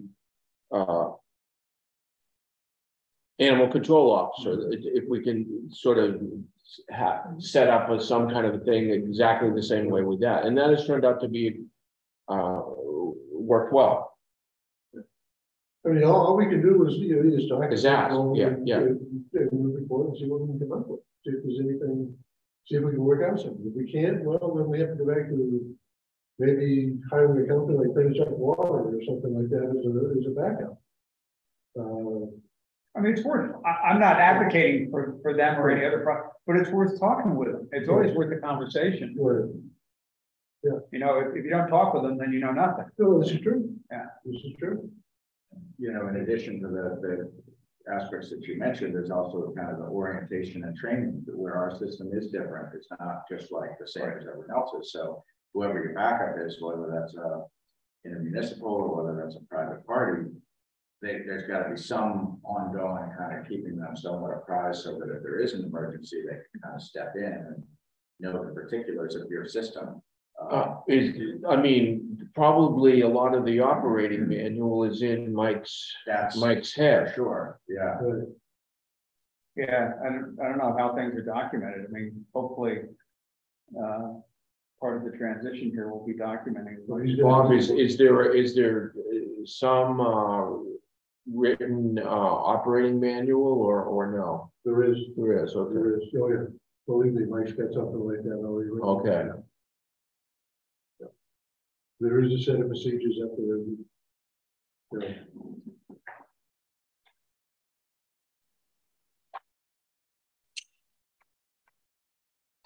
So do you need more from us, or is that? No, I think that's it. I think if you just, I know Jack Duggan was going to send a letter. I don't know if he has yet. But if you could just jot down some of your questions and all other concerns, and then give it to me at some point, I'll just do it at the next meeting, and we'll see what we can do about talking to the surrounding towns. And when's the next meeting? Sure. When is the next meeting? Oh, sometime, I don't remember exactly the date in August. But, I think it's toward the end of the month. I remember when we spoke last week, he said it was, I don't know if I put it on my calendar, but I forget what the date was. because it doesn't look like it.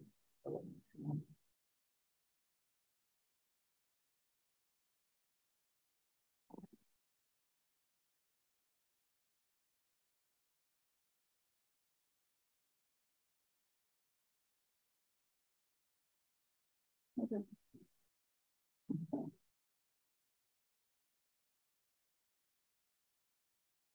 But in terms of the scope of what we're talking about, it sounds like those are the points. Okay. Thanks, Bob. No problem. Yeah, thanks. If I can get up. It happens. Too many days in the postal jeep. All right. Yeah, see you later. Have a good night. How are the sharks in that, Bob? Not too good, I bet. No. Not the same as the air conditioning.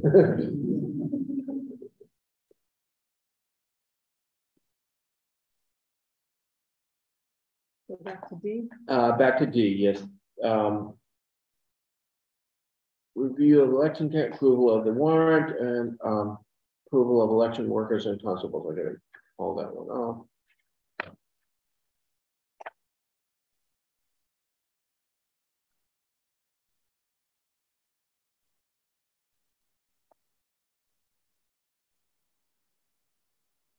So this is, for people listening, this is all about the primary elections that will be on September. The last day of it will be on September 6, 2022. Day after that. And so the last day to register to vote before the primary election will be August 27th, and the first day of early voting on that is the same day, Jim, is that correct? Yeah. Okay. So because of the way the calendar lines up, they shortened the time between the last day to register to vote and election day. So that's why those two dates now line up. Okay. So the first day of early voting is the same day as the last day to register to vote. So just to give you guys a brief summary of what you're looking at, the calendar gives you an idea of every date between August 23rd and September 6th of things that are going on. Namely, specifically, we're going to have early voting every single day starting on the 27th, going through September 2nd, from 9 to 4 every day in the annex. I want to keep it simple for everyone in town. So if you want to early vote, as long as it's the week before the election, you can go to the annex 9 to 4, someone will be there. Additionally, we added a late evening voting, which will be on the 30th of August from 3 to 7 at the library. So at the library, okay. So Corinne and I had a conversation about getting people to the library. And since that is the only town building that's open late, I figured might as well kind of double up on the use. So we'll have 3 election workers there and myself. When is that? That's the 30th, from 3 p.m. to 7 p.m. For whatever it's worth, that apparently that's a late night for early voting. I think it's supposed to be last night. Nope, late night. That's the only late night for early voting. Oh, I see. Yep. Okay. So every other day is 9 to 4 within the confines of business hours. The only requirement was that we have 25% of operating time. Okay. I chose to do 9 to 4, so there's a large range allowed. Since I'm going to be here from 8:30 to 8 to 4:30. Yep. I figured might as well give as many people an option to vote as possible. That's a great idea to double up at the library. Yeah. Yeah, I mean, Corinne and I we've been talking. She's been working on her kind of master plan for the library, and I thought, what better way to collaborate between my office and the library than to see if we can get people who are going to be going to the library anyways. You can come in and vote at the same time. What's the rationale of that hour overlap on the 30th? With it goes to 4 here, but it starts at 3 there. Yeah, so the hour overlap was mainly just so there's 4 hours of voting. So it gives you that 4-hour time period. Why not cut it off at 3 here and just? Because I wanted to keep it consistent. So no matter what, from 9 to 4, you can vote in the annex every single day. Rebecca will be here to help close out. I have a full-time assistant clerk now, so we have the option of being in 2 places at once. Well, she'd be there and not in the office, or how does that all work? So additionally, I've also talked to my board of registrars who, if we are not in the office, one of them will be in the office to receive any votes that come in. Anyone who wants to do any option, as it were, they can go to the board of registrars as well. So my board's been excellent. They've done yeoman's work when it comes to helping me with coverage and things like that. So it's any late hours that we're going to be open, they're going to be assisting me as well. So are there 2 vote counting machines or just 1? We have 2. So you have to set one up at the library machines. No, so because the votes are not being run through the machine until election day. Right. Okay. So what happens is you come in, you early vote, you seal the envelope. Okay. I then put it in my safe in my office, and That's where it sits until election day, and then we take them out and we process them on election day. We could do early processing, but I figured it's a lot easier to just hire more election workers on the day of the election and have them process to try to figure something out prior to election day. So that's the calendar. If there's no questions about that, there's two things I need approval from you guys. One is obviously the warrant. The other is the Board of Selectmen is supposed to approve all election workers in town. That's by statute. That's always been in statute. A new caveat this year is you also have to approve of any constables or officers who will be working the polls on election day. So that's the additional piece to this, is that even though we only have 3 constables and all 3 of them are going to be working on election day, you guys still need to give them the okay. Previously it was the police chief who would just approve the people who are working as security for the polls that day. But now it's the new legislation requires the Board of Selectmen. Board of Selectboard. So would we do that just by approving this entire slate of election workers that you have printed out here? Yes. Additionally, some of these people may not work on election day, but they're approved anyway. So this would be just if somebody calls out, if I need replacements. A good example is John McGrath, who said, I don't want to take anyone's place, but I live down the street, and if you need somebody, call me and I'll show up. So he's coming to my training on the 23rd. So he'll be fully trained, but I may not need him. Things like that. So everybody has been through training? They're going to go through training. Yeah, August 23rd. Yep, I have 2 trains at 10 and 2, so anyone can attend. Oh, I see, on the schedule. If you want to learn how to be an election worker, I'd love to have you guys. You guys are not on the ballot, so you absolutely can work elections. But that's mainly because I don't know everyone's capacity. Some people are new and have never worked elections before, so I think we're going to start everyone off at the same place. And so everyone knows where I'm coming from and my knowledge, everyone knows what their knowledge is, so everyone feels comfortable working with each other and making sure that there's no questions or big questions prior to election day. That's really why I want to get that training done. So going forward, would you have everybody attend training every year? Okay. Yeah, before every election, my plan is to have at least one training. Yeah. I would like multiple, because obviously not everyone can attend that one training day. Yeah. So if we can have evening one or daytime one. Additionally, I have a clerking training and my vote by mail supervisor. Clerking training is mainly because, God forbid, my warden or clerk are unavailable that day. I have a backup that I can call upon that knows what to do. And mail-in supervisor, vote by mail supervisor is actually the former clerk, my predecessor. I convinced him to come back and help because he knows how chaotic election days can be, especially with mail-in voting. So the plan is we will be processing vote by mail in a separate machine.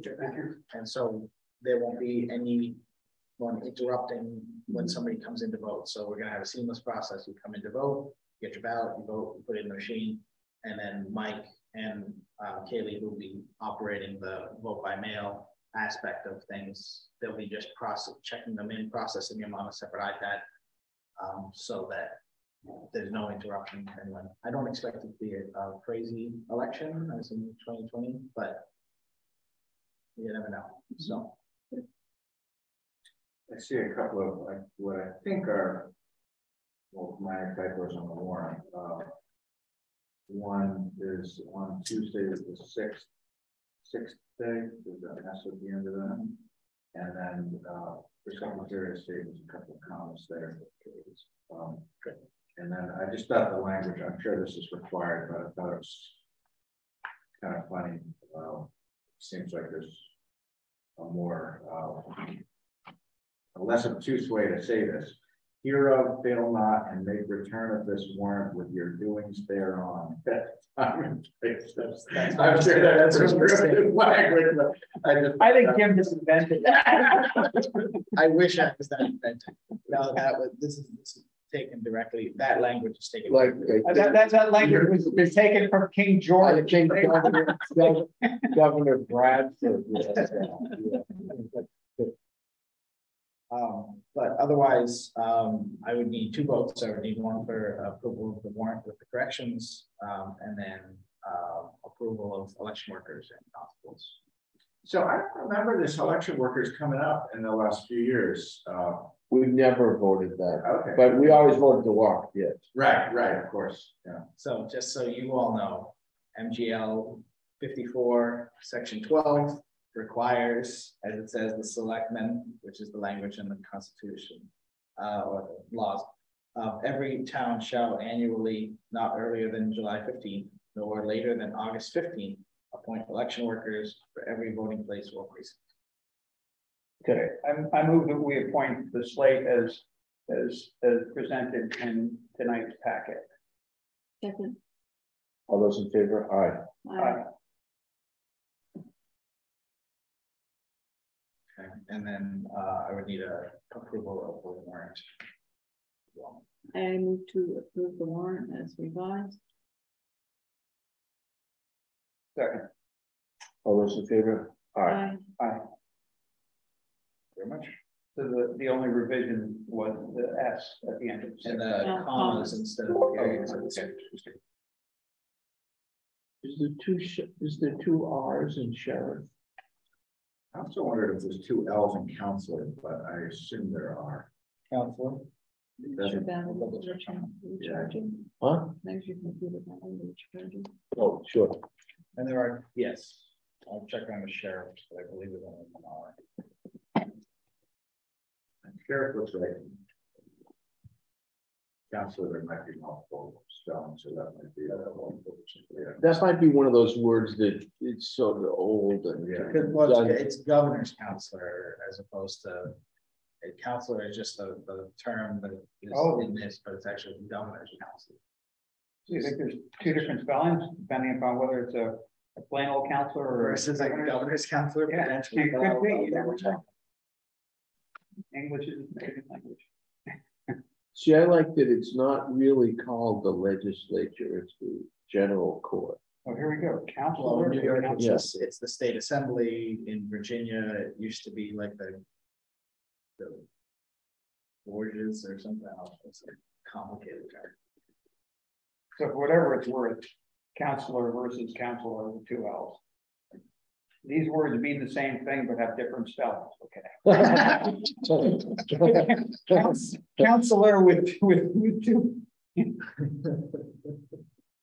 You can't make it up. That's funny. Counselor with 2 L's is an alternative spelling that is preferred outside the U.S. It refers to a member. Okay, yeah. So it might be the governor's counselor. It might be just an old English term. Yeah. I'll double check. Yeah, I think it is. I think that's the UK spelling, unsurprisingly. Were there any other questions regarding elections? Nope. Okay. Next item, so, we'll follow your lead on this, but I mean, the protocols kind of did age out at the end of June. My specific question and bringing it back is there is the provision in here about time lost due to COVID not counting against your sick time accruals. I wanted to put that in front of the board to say, do you want that to continue? Do you want that not to continue? But if in addition to that, you feel we ought to be restoring some protocols other than the CDC, this would be a good time to start that conversation. The employees that have needed to stay out of work, have they been able to work remotely? Well, that's for the most part, yes. Okay. And so what I've told employees in that situation is if you're working, that's work time. That goes on your time sheet, it's work time. I did recently dust off a remote work agreement, which we had put together during COVID, but never, we didn't really push it because there were so many people remote. But we have put that in place with a couple of employees who've been authorized to do remote work. I would like to do that more across the board for anybody who's doing remote work. I think it secures everyone's interests. But anyhow, the short answer is yes. If people are, not so under the weather they can't work, that they're doing at least some amount of work, whether they're doing a whole day or not. I'm not sure. I guess my response would be if people are so sick that they can't work, then we should pay their time. But if they're only staying home to fulfill the isolation requirement, then we should encourage them to work remotely so that continue to pay them. But especially the remote work. Agreed. Yeah. But if they're symptomatic, so I guess would it hit their sick time or not? I mean, my inclination would be to extend it another year, quite honestly, and hopefully. We don't know what's going to happen. Yeah, we don't know what's going to happen exactly, and I mean, obviously, we have, the town has some exposure then to, to additional sick time that kind of really isn't figured into the budget. But the last thing we do want to do is create a situation where somebody decides to come in. And I mean, the sick time was created before people were getting,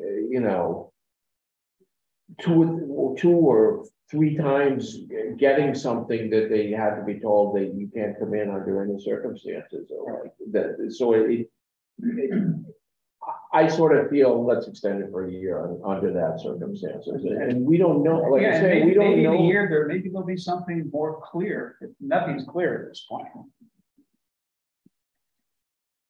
I will say, and I've talked it over with finance staff, I feel very comfortable that there has been no abuse of this policy. Well, it seems like nothing bad happened. Right. And I am supportive of continuing to work exactly for that reason. You don't want to create, an incentive for someone to come back before they're ready or before we might want them to come back from a preventive standpoint. I mean, we don't want if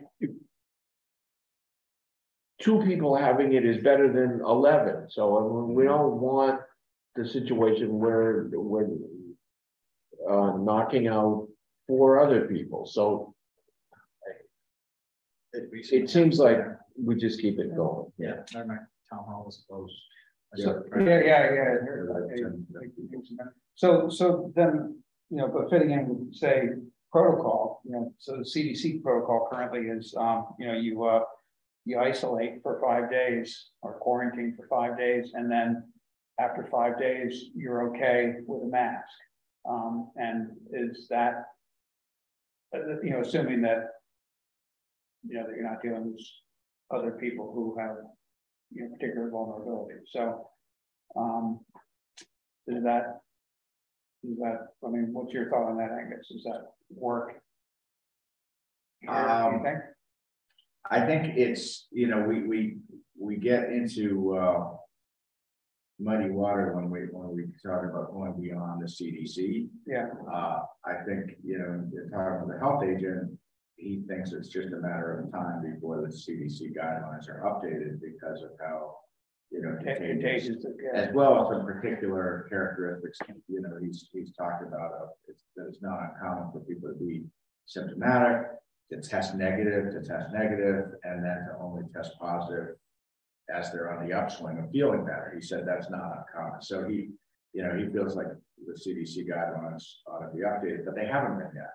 And I do think, I think we're on thin ice to kind of go beyond that. Like, what do we know? That I don't think we should be. I agree. That gets to be really messy. Right. So I think we need to point people to the CDC guidelines. There's definitely instances where I'm consulted on a case-by-case basis of an employee who isn't feeling well, is testing negative, might stay home, period. But let's say, you know, that particular employee starts feeling better, but someone in their household is positive. There's no longer in the guidelines, there's no longer the whole close contact thing. So, you know, we've been taking these up on a case-by-case basis. We've been very conservative in terms of, you know, directing people to not come to work. If they're feeling well and can work remotely, that's great. Certainly our senior staff all have that capability to work productively remotely. And, you know, we've helped out for those who are in the building. You know, we did a conservation mailing last week as there were things that had to be done.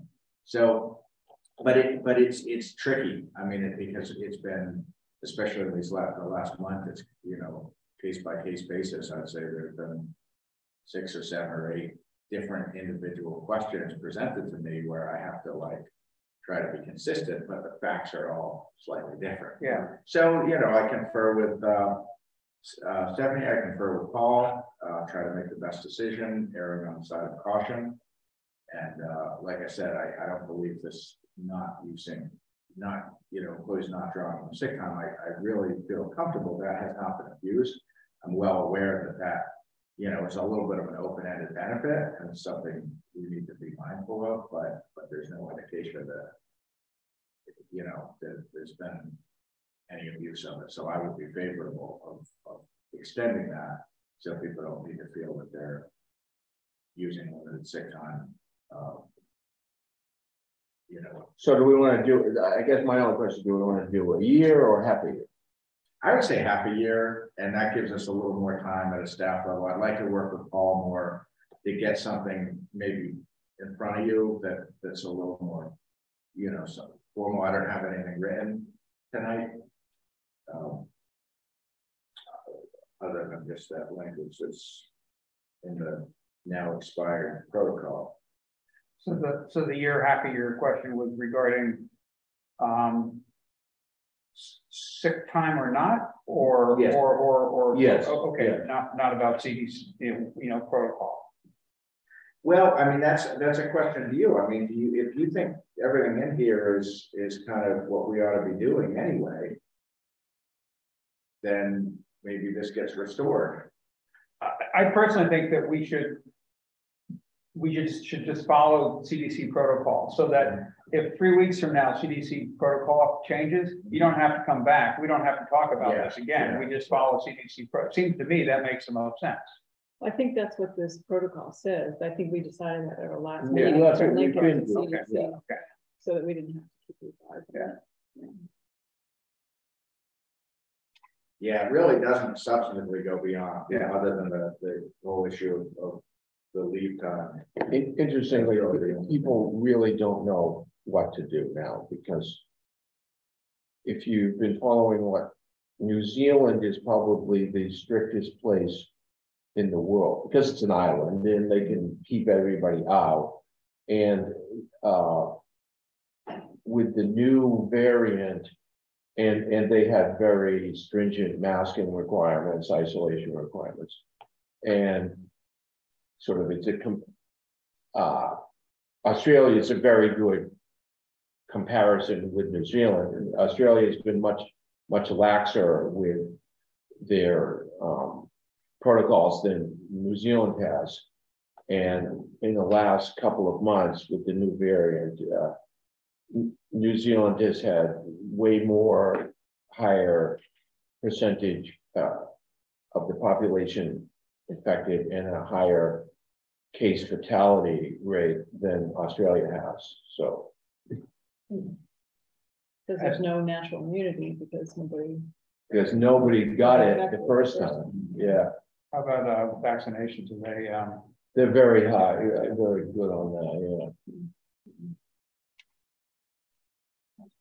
Yeah, and the common behavior here in the U.S. now is if you're traveling and you find you get a new plane and go home.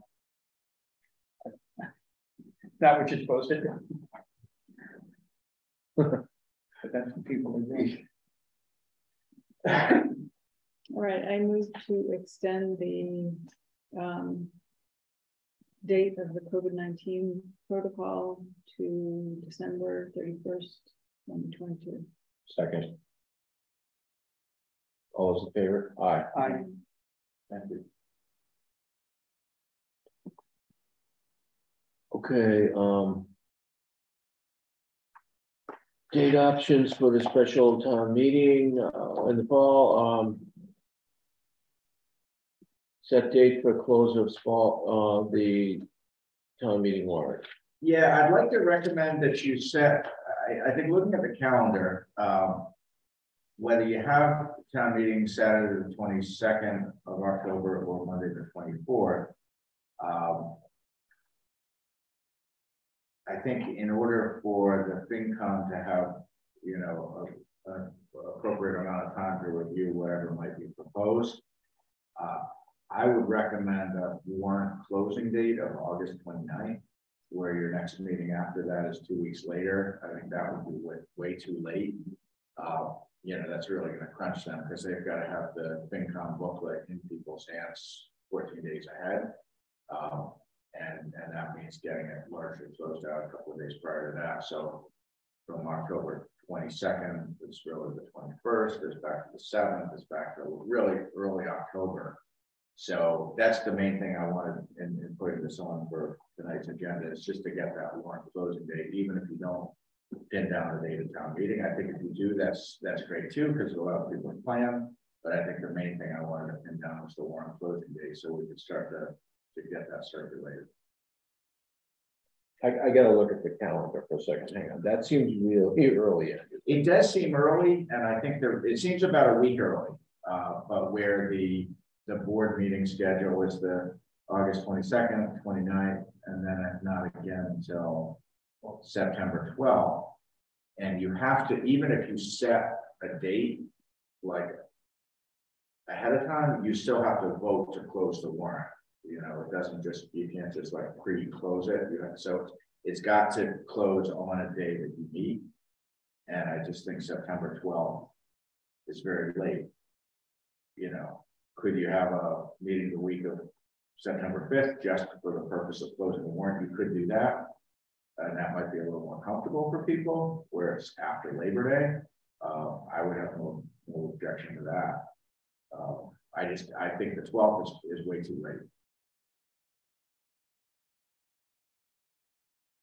Well, is there a reason not to close it on August 29th? I guess it depends on what. Are people paying attention? Yeah, and what do people have in mind for things they'd like to submit? I mean, they'll you know, the Energy and Sustainability Committee probably have something. So I assume you typically send out a blast to. Yeah, we sent something out to all the board and committee chairs, the department heads, as well as on the website news and announcements. And Jim and Rebecca have been helping to build out a more complete email database with not just the chairs, but all the members. We don't have every last one, and we never will, because some people don't have email accounts, but I'd be inclined to just send it to everybody, you know, who's on any board, committee, or commission. I mean, there's no intent to keep it secret. We want everyone to know. Okay, so let's just talk about our. Okay, we talked about having a zoning amendment, and so they only have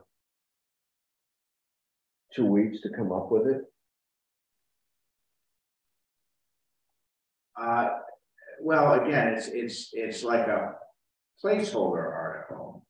It's not the full detail. No. At least that's how it's been handled since I've been here. Where a placeholder article has typically been, you know, sufficient for the board to put it on the warrant, even if the details aren't fleshed out. I think it's really the financial articles that I'm most focused on, of wanting to make sure to get those on the table sooner than later. You know, we had a FinCom meeting a couple of weeks ago. We got another one tomorrow night, and where we have like almost wholesale new members, you know, I just want to make sure that. So the other question is, with the new FinCom chairman, will that person want to look at all the articles as it was done in the past? I don't know if that's something we talked about. Because there was always when I was on the FinCom, most things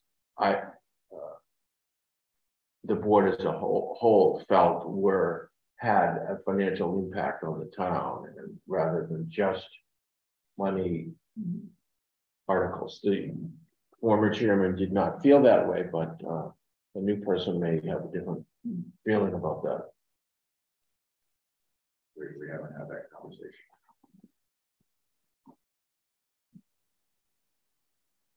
Who's the new chair? Chris Watt.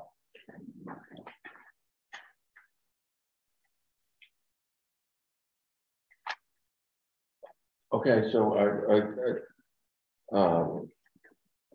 the idea of a special meeting, you know, September 6th, like a 5-minute meeting, just to close the warrant. I don't think it's a bad idea. Well, you didn't have to go. Yeah. I mean, I'm definitely not looking to squeeze people, and I know that Labor Day is kind of sacrosanct, and I could see people walking at August 29th, where that's still summer. And especially with Rick, you know, with like committees who only meet once a month, even if we get the word out tomorrow, they still may feel that that's. But most committees meet at the beginning of the month, though. I don't. Yeah, I mean, like, I don't think any committee meets the 4th week of the month, in which case they wouldn't be able to fit in another meeting before September. There was anybody who meets, like any committee meets the 5th Thursday of the month? Yeah. I'll join that.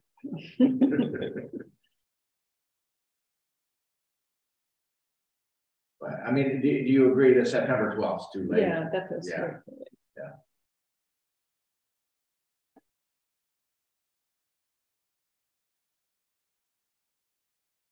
You're sailing in St. Croix on that day. Would be good. I mean, another idea, I'm just thinking out loud here, but where you do have meetings on 2 consecutive Mondays, the 22nd and 29th, this would be unusual, but maybe the one on the 29th, we push to Thursday, September 1st. And have that be and just have that be that regular meeting. That way it's 10 or 11 days between meetings instead of 7. And that way it's spaced out a little better. Well, that would be a great twist to throw people. they don't care. I pretty much guarantee you that whoever was ready by August 29th, I mean, there won't be any additional person that's going to slide one in between the 29th and the 1st. But if that sounds better, then it's fine. No, 29, we'll keep it. Okay. I think I'm on vacation that week. Zoom meetings are allowed. What's that? Zoom meetings are allowed by state statute. It doesn't make, so Monday would be better. Okay, so Monday the 29th, warrant closed. We have to vote on that? Sure. I mean, yeah. Okay. I move that we close the warrant for fall town meeting on August 29th. Second. At what time? 7 p.m. Well, the reason I hesitated when you asked if you needed a vote, your vote tonight doesn't close the warrant. You still have to convene that night to close it. So I think what we've done in the past is we've said the board would vote that night to close the warrant. So technically, if someone comes in with a citizen petition 5 minutes before you haven't voted to close it, it's still open until you close it. Okay. It's great if people get it to us the prior Thursday, so we can get it in the packet for you, but that's not an absolute requirement. Okay. So I don't think we need to set a time. But we do need to vote. I think it would be good. Yeah. Second. All those in favor? Aye. Aye. And did you want to decide on the town meeting date between 10/22 and 10/24, or did you want to Well, yeah, so I have a conflict with 10/22. I'm away for a wedding. So you'll be back for the 24th? Yeah. We'll just make it better. I'm not flying. Right. So I'm safer. I hope. I think it'd be good to have a Monday night meeting. I know you've been wanting that for forever, or almost forever. I think it's time too. Yeah. I make a motion that we have a meeting on the Monday, the 24th. 24th. Sarah. All those in favor? Aye. Aye.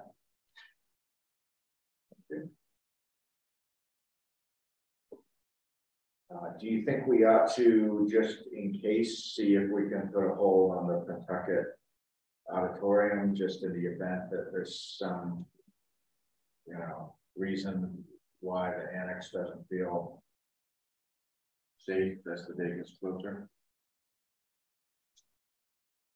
Wow, what will the Pentucket? We don't even know what it's, if it's, will it be available? it's up and functioning. Oh, it will be. Yeah. Yeah. Okay. Right. I mean, That's what they say. That's what we say. That's what they say. The consultants, not the committee. No, it's going to be up and operational, for the first of the school year.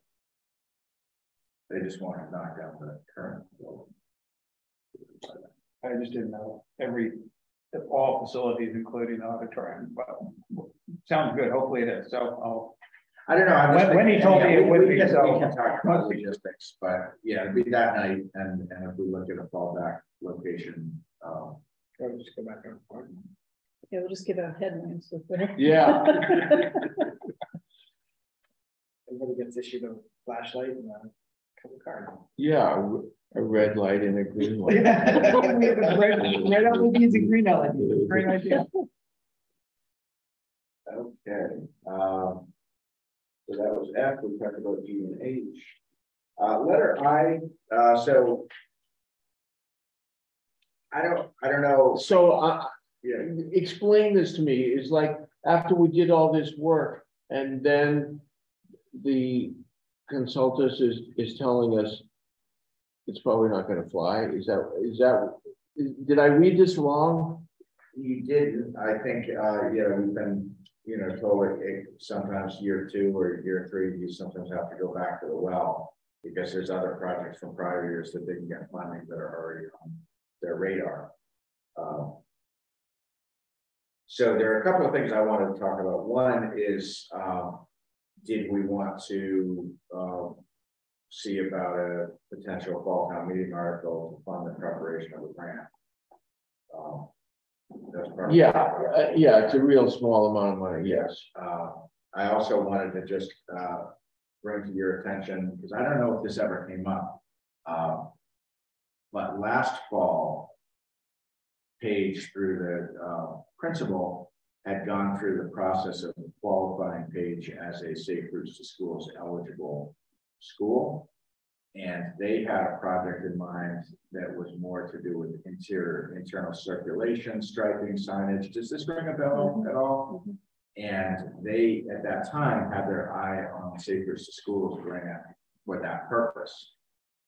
This was right around the time we were getting the earmark for the traffic study or the safety audit, which we obviously subsequently did with the involvement of Page School. So I did talk to the principal and I talked to the superintendent last week just to make sure we're not both eyeing the same pot of money. And so, and both Justin and Emily Terry were in total agreement that, yeah, we should go after the big grant, which is, the $1 million grant for the crosswalk and the sidewalks. What I told Justin and I told Emily is, we're not looking to, back burner their idea. I said, we want to understand your idea and what it might cost, because that might be something that could be brought forward as a warrant article, or put on the capital program as like a locally funded project. I think we're talking about probably 5 figures instead of 7 figures. So that seems like an easy decision to make. I just wanted to make you guys aware that, you know, once I have a little more detail on that, I can bring it forward and you guys can decide if that might be something you want to sponsor at a future town meeting, potentially even this fall or next spring. And it sounds like some of the work could even be done probably in-house, but I'll get a better, you know, handle on that, bring it forward. But I wanted to make sure you guys were aware that when they first started going down the Safe Routes to Schools road of getting their school eligible, they had a very different project in mind than this project. So, and did they develop a scope for that? there was some work that was shared with us back in December. I haven't looked back at it in a while, but they did have some conceptual design work. So I'll dig that out of my records and stuff. Okay, but so did you get the feeling that, well, first of all, it said that it would don't even bother putting it down as a tip application. Well, I mean, I would have told you that. I mean, I wouldn't say, I mean, there's never a downside to trying to get it on tip, but without 25% engineering, you don't really have a project. Yeah. As far as the tip is concerned. And as they're looking at the universe of needs in the region and you know, financial need, it's going to be hard for West Newbury to gain the support of the region. But then doing it with the other way, didn't it seem like, well, you've got to have a bike lane and everything else, and I don't know. I just, maybe I read it incorrectly. I just got the feeling that I thought it was a little ambiguous question. what are we trying to do here? So you gave us all this recommendation. Now you're saying it's impossible. Did I read it wrong? No, I was a little confused actually, because it's one set of phrasing seemed to suggest to me that it had to be this multi-use path for both bikes and pedestrian, and then another wider thing, yeah, and then another one sounded like it had to be a separate bike lane. So I don't know. But also more extensive retaining walls and everything. Well, I think the retaining walls are no matter what's done there. I think right, but bigger. If you're going to make it wider, right? Yeah, then it has to be a big retaining. Yeah, I'm not asking for you to approve this scope tonight. I think the scope needs, needs a little fine tuning. It's more just to get it on your radar. Do we want to get funding to go after the grant? We didn't even mention bike lanes. It never came up in anybody's discussion. Well, I think she's saying that Mass DOT wants to have them. Why didn't she tell us that? It sounds like she had a conversation with the after engineer. that. Yeah. Oh, okay. Well, after the early June meeting, but before the late June meeting. Yeah.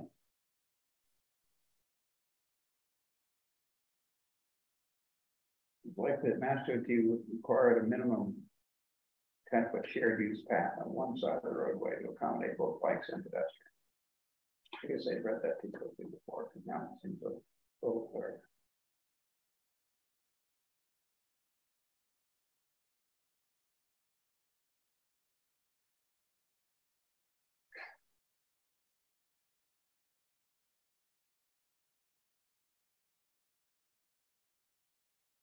So is it fair to say we won't have the additional staff member from DPW fall town meeting, because this seems like No, I don't think that's a foregone conclusion. We have interviews scheduled Thursday. Oh, right. So multiple. Yeah, great. Oh, good. Yep. So if there's someone who's a good fit and who accepts the position, potentially they could start by the end of August. That's a big if, but we do have an interview scheduled. And so this might be too specialized for that person to work on like out of the gate. You mean to apply for the grant? Yeah. I don't know enough about it to know one way or the other. It is specialized, but that doesn't necessarily mean you need a consultant. You know, it is a fair amount of money just to file a grant application. Yeah. So why don't we put it on the warrant, and then if we want to withdraw it, we can. I think that's a good idea. Yeah. I agree with that.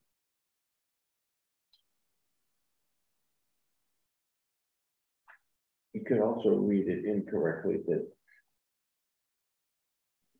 they want the equestrians to the horses have to be on bicycles. Well, I was also a little confused at first when I saw the area where the speed limit is 40 miles per hour, they would require a separated bicycle. The bicycle on 40 miles an hour? A separated bicycle. Not even 10 o'clock.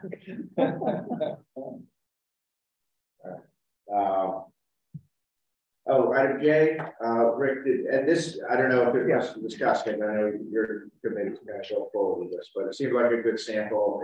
If some of it's beyond the scope of what we're looking for here. Well, actually, it's you know, it's funny because we didn't have that much discussion with Cadmus, but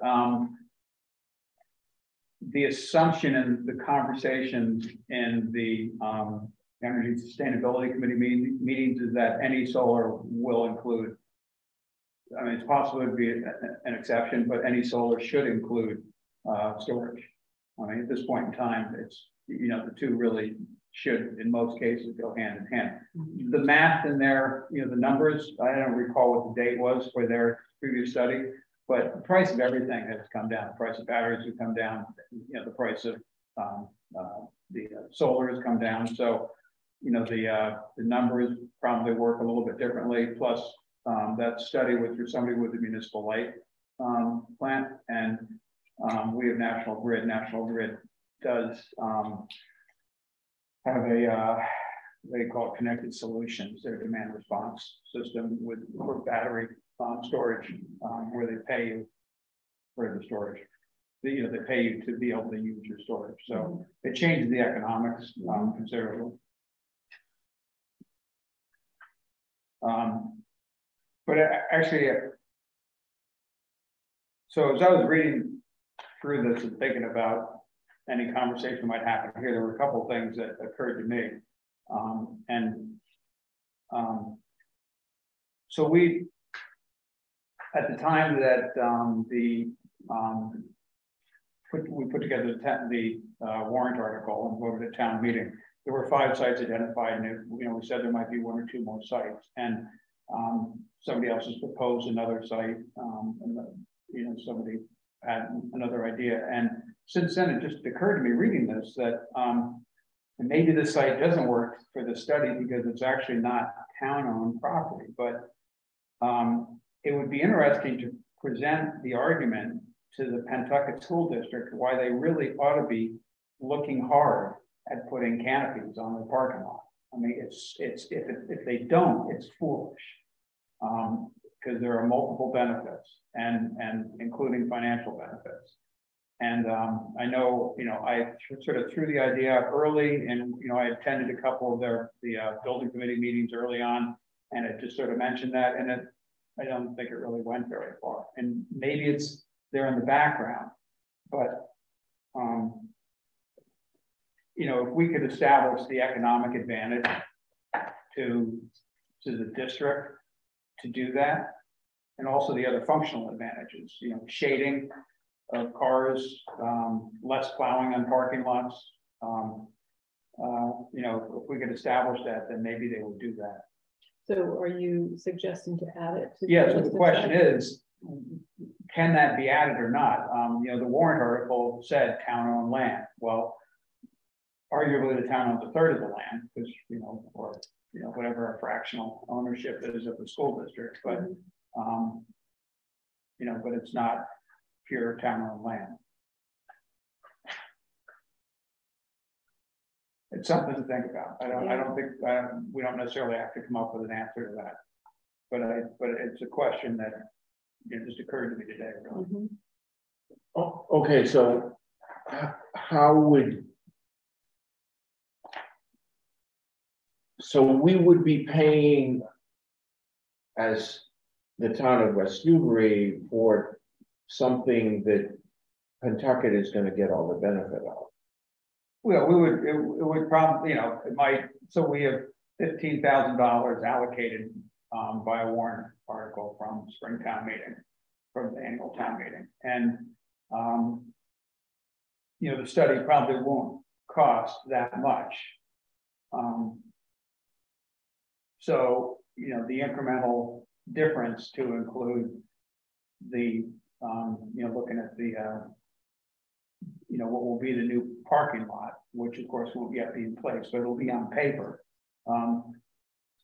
Maybe it's $1,500. I don't know what I don't know what that number is, but No, I get that. And it would be $1,500 out of the existing funds that are right. But suppose that was the one that came in number one, then what would happen? Then, I mean, the town isn't going to move forward with that, but that would give the school district actionable information. And in the long run, could save the town money if they were, it saves them money. Yeah, okay. You weren't intending to carry it on. No, I wasn't suggesting. It was more informational. Yeah, okay. If they haven't looked at it seriously, well, can we give them the information to cause them to look at it seriously? And maybe they have looked at it seriously. I just haven't, I never really got a response to that question. I never formalized it. It was just a spoken, a verbal question. So. Is this something that you want me to bring up at a building committee meeting?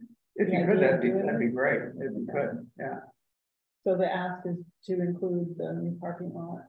What would they think if we included that in the feasibility study, so that we came back with a modeling and presentation similar to what Cadmus did in that study that we got, so they could actually see the economics of it, sort of the economic and the functional advantages of it. Mm-hmm. Angus, are we doing something out of the scope of the article? I think there's some number of people who could cry foul. Personally, I don't. It seems fully within the spirit of the article. Yeah. But as you know, there's it wasn't unanimous, and there might be some number of people who might say, "Hey, wait a second, that's not." I think we need to always err on the side of it's just not worth like stirring up potential hard feelings over something that honestly, if you felt strongly about it, you could go back to the fall town meeting to like broaden the scope of the article. Yeah, you probably wouldn't even lose any time. I don't know. You might lose a little time. I don't know. I think that it would be hard to say that it was within the scope. I don't think, you didn't ever specify what the 5 sites are. So if there's other town-owned sites, I think we brought flexibility, but we're right. not a town-owned well, yeah, that's the complication of it. It's not Just several. Yeah. Well, I mean, maybe what we do is after we get the report, share it with the building committee, say this is, the kind of, cost savings you can achieve, and we can hook you up with Cadmus and let them do this for you. For all we know, maybe the school district has a small technical fund, and if Cadmus is doing the work for us, maybe it's worth letting them know that we're doing it. Mm-hmm. And maybe the town is just piggybacks on what we do. I mean, maybe the school district, but I don't want to overblow this, because I don't want to speculate things that aren't possible, but it just, I'm afraid that they're going to miss an opportunity. They're missing an opportunity. If the incremental cost, let's say the town under the warrant article engages, a vendor to do this study. If the incremental cost to add that site is, if they itemize that, let's say it's $1,500, the select board does have, you know, a professional services line item. You could pay for most of the study out of the article and that portion out of your operating budget, which is not constrained by a town hall site. Depending on how much money, if we're not talking about a whole lot of money. Yeah, you know, based on what I just read, I'd be surprised if it's more than $1,500. Yeah, so I think if it was scoped and if they just itemized that and that was paid out of a different bucket of money, that's probably a much easier way to get where you're trying to go. You know, part of my concern is that, so there's going to be this huge parking lot, and there's going to be plantings, and there's going to be all the stuff that now are impediments to put, you know, if you know you're going to do it beforehand, you prepare for it, it's easy. If you don't know you're going to do it beforehand, it costs you a lot more money because you have to undo and then correct site work that you've already done. Including planting of native trees. Right. That's not gonna go over well, I right? know. After you've got the trees that you now don't want to plant, or you want to cut them down. It's not going to cover the trees. It's just, you know, who knows where they have to dig or anything. So you know, you get the stuff in the ground. Right. And then the bittersweet's gonna be growing up around the solar panels. Solar trellis.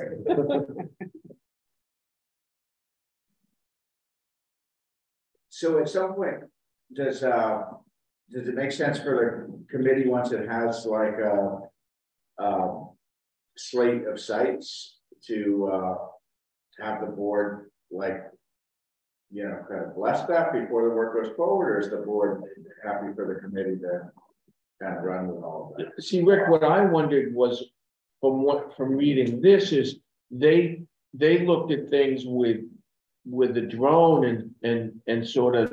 Oh yeah. A lot of this is going to be a desk study. I don't know if they'll actually come on site. So most. But that's what I mean. But it seemed to me like they picked the sites just by looking at the you know, Google Earth or whatever they were looking at, and rather than having Concord say, what do you feel about these places? It seemed like they came up with them. Is that right or not? I don't think so. I think Concord probably came up with those sites. Okay. That's my guess. I don't know that, Archie, but that's my guess. And I would assume the committee, you know, knows town and solar energy production well enough that you're not going to miss anything that Concord, I mean, that cabinets might see. I don't think so. It's not impossible, but I doubt it. And yeah, because they're not going to know where the town. I mean, they would spend, you know, days studying stuff to figure out where they probably wouldn't come up with it. You know, they'd be proposing, you know, the big field of Pipe State is a beautiful place. But you know, you know, so you know, and I mean the difference in the study that will be done here as opposed to what was done at Concord. In Concord, every installation was associated with an existing facility, and here most would not be associated with an existing facility. One thing, have we looked at the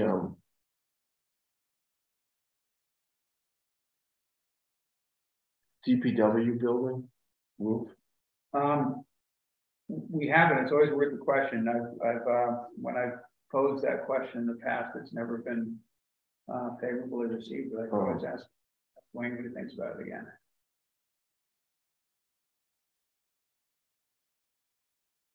You know, Wayne might be, I know I had talked with Gary about that years ago, and Gary was not at all favorable for that idea. He was concerned that it might compromise the roof. I mean, definitely need to do things right, I think, you know, but I don't know the structure, you know, I mean, another thing you do have to do, you're not putting that much weight up there, but you are putting weight up there, and you need to look at the structure and make sure that you're not exceeding the structure capability. but I mean, compared to the weight of snow, it's not. Is that a metal building, like one of those Morton buildings, or is it a regular construction? It's a sheet metal building, you know, it's a steel It's a structure, steel metal, it's steel steel building. superstructure inside. Yeah, steel. So the trusses are further apart. Probably are, and yeah, but I don't. But the roof weighs less, right? If it's metal. Yeah, probably. Yeah. Probably not a heavy roof structure, but it's probably the structure is probably designed to accommodate, you know, what it was supporting in a plus snow level.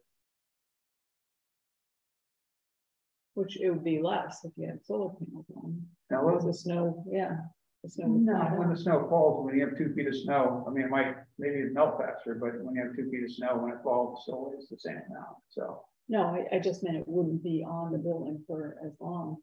I mean, yeah, but whatever. Yeah, We're kind of getting off track here.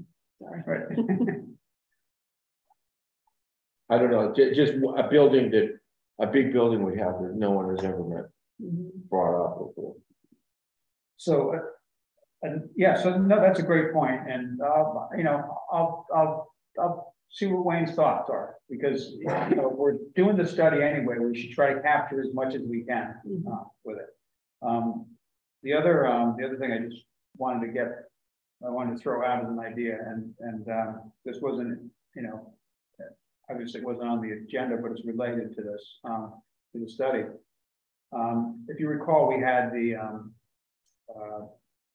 microgrid feasibility study done for this campus, municipal campus, you know, which includes this building, senior housing, the annex, and the public safety complex. That was 5 years ago now. And one of the pieces of information that they really wanted, but we didn't have, was information on sort of energy use profile for this building. And I mean, maybe this should be something that maybe should be, I don't know what the cost would be. And maybe it should be an article for town meeting to fund. But you know, we'll just be putting some instrumentation on the building and running it for an extended period of time to log the energy usage for the building, so you understand the energy profile, because then that affects what you do if you do anything with solar or a microgrid or solar and battery or whatever. You want to know that, so you design the system and tell everyone. So how, at what time intervals would you, I mean, what would the profile look like? Energy use by hour, or? You could do by hour, you could do it by, maybe it's all electronics, so you can do it in 15 minutes. I don't know what the standard is, but you could do it in fairly short increments. But ideally you do it, you know, for a year. Yeah. So you really understand your annual energy profile. And then that just helps you size things more appropriately and get better numbers when you estimate the economics. Anyway, that was it. So sorry it took so long on that. So what's the time frame of this study? Like the next month or so? Oh, don't know. We haven't. We're going to meet. The committee's going to meet on Thursday. You know, now that we have some feedback from initial feedback, and well, it certainly seems like these people can do it. Yeah, right. Yeah, that's great. So falling back to what we talked about last time, I think it makes sense just to go forward with CAT. So they clearly can do it. They're a known quantity to us from work they did previously. Yeah. Agreed.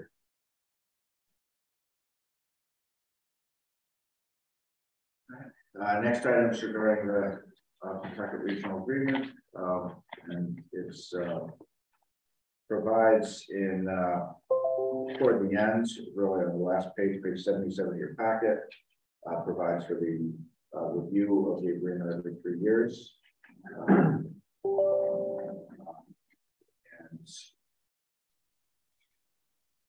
so I think, I mean, you saw from my email, there's kind of some correspondence among different people within the district. And so the idea was to get together kind of that core group that's specified in a regional agreement with additional participation from designees of each of the town select boards and FinComs, and potentially also members of the school committee to have kind of a broader discussion about. I think it sounds like the driving interest is really communication and when and how information is communicated regarding the budget process, and I think some amount of kind of post-mortem to the failure of the override and what might have been done differently for more effective or timely communication. So I wanted well, also if you, one of the little tidbits in there is that it says it actually in December, the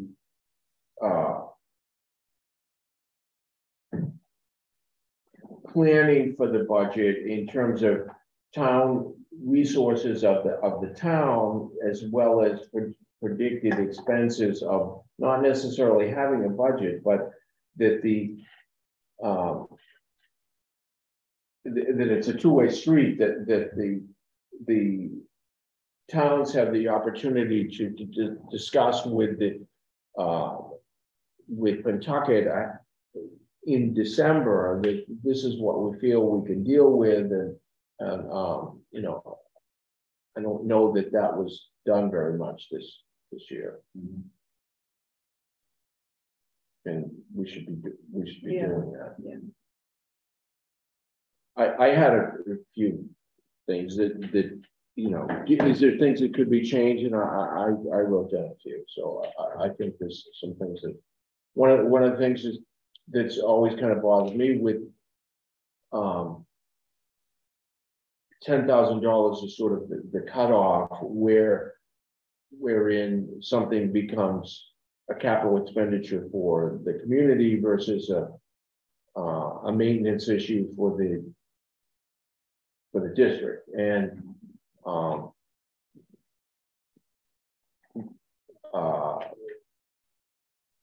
one thing that the town changed a few years ago was to make capital things that would, for example, go to the capital improvements committee. We bumped it up from 10 to 20, and you know, 10 doesn't go as far as it used to be. So this has been $10,000 for since I can ever remember, and maybe that's something that. So now things that were just okay, well, this is something that we just call the, you know, needs some plumbing maintenance on, versus it becoming another capital expenditure for the towns. I'm not sure. I think that's something that should be discussed. Maybe it should be 15, or maybe it should be 20. Mm-hmm. And the communications between the finance committees, the board of selectmen, and the district earlier on, definitely. I went to one meeting in January, and a lot of the questions weren't necessarily answered to everybody's liking.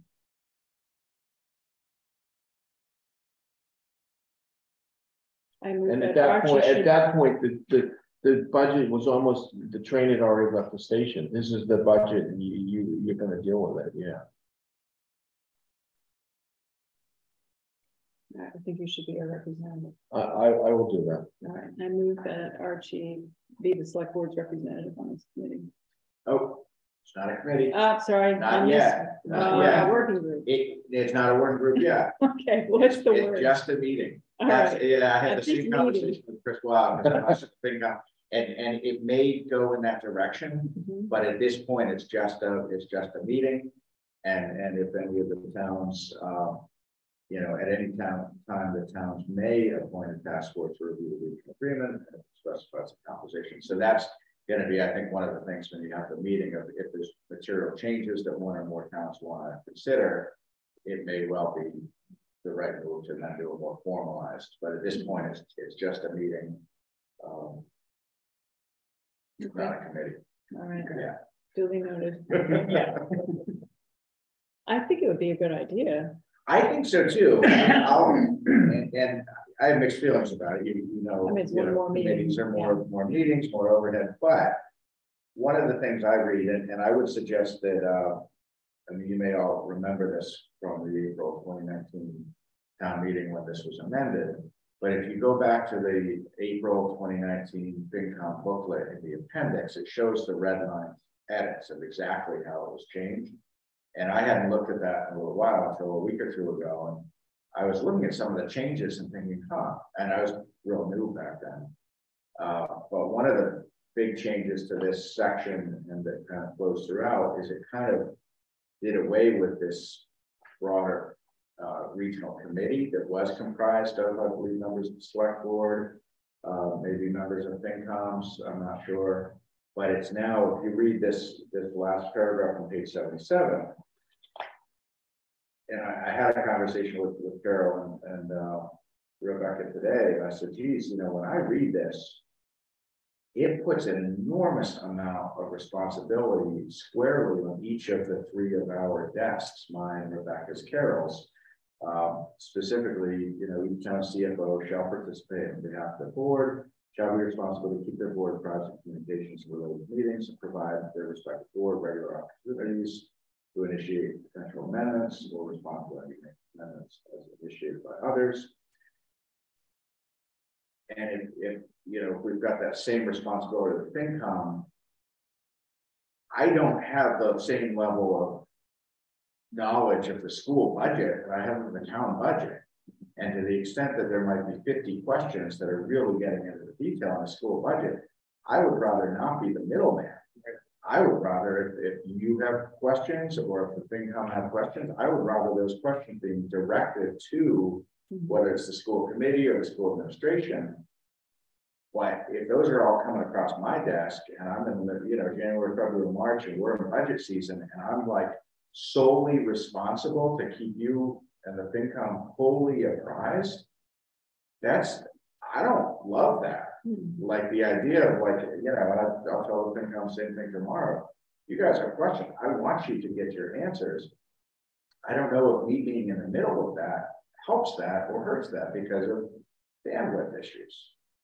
To me, the way it's written places an enormous amount of responsibility on single offices that, you know. But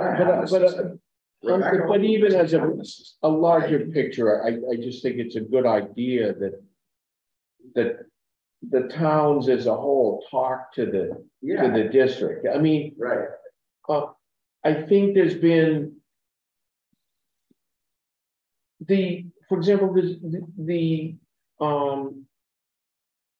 select board in the past and the school committee would come in and talk before the budget season or during the budget season, and it seems like everybody's sort of in their silos, and we're not talking as much with the Pawtucket administration and with the school committee and stuff as sometimes it wasn't always.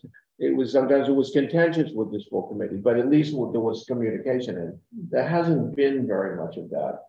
Yeah, so when you go back to the old one and you look at this, I think that might be part of why, you know, and I, for one, I think. I guess there was a point too, people were feeling there was too many meetings, and that's the other side of it. Yeah, is adding another committee, you know, especially on people by individuals who are already, you know, select board members or FinCom members who are already really busy. You know, sometimes you get diminishing returns there, but you know, I think what Carol had suggested, which sounded like a great idea, is if one thing that was considered as an amendment is, you know, any budget related correspondences, instead of just being emailed to the three of us, they get sent directly to the chair of the select board, directly to the chair of the FinCom. That way, each of those entities, you know, we're not a filter. I mean, it's just, I don't know. I thought that was you know, I think we all thought that was a good idea. And to simple. get in the water. It's simple. Yeah, it's just a tweak.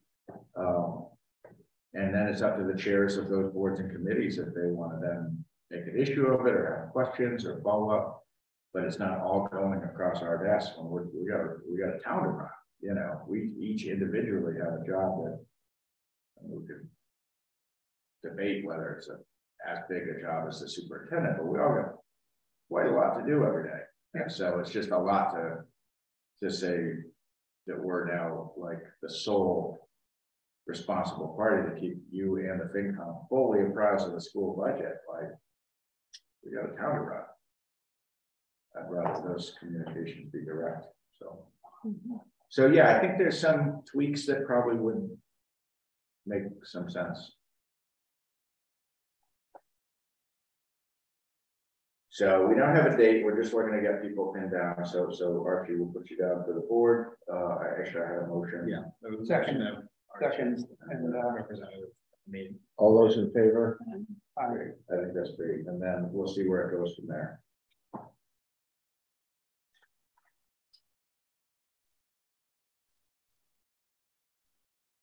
Okay, minutes, March 14th, June 27th, any comments?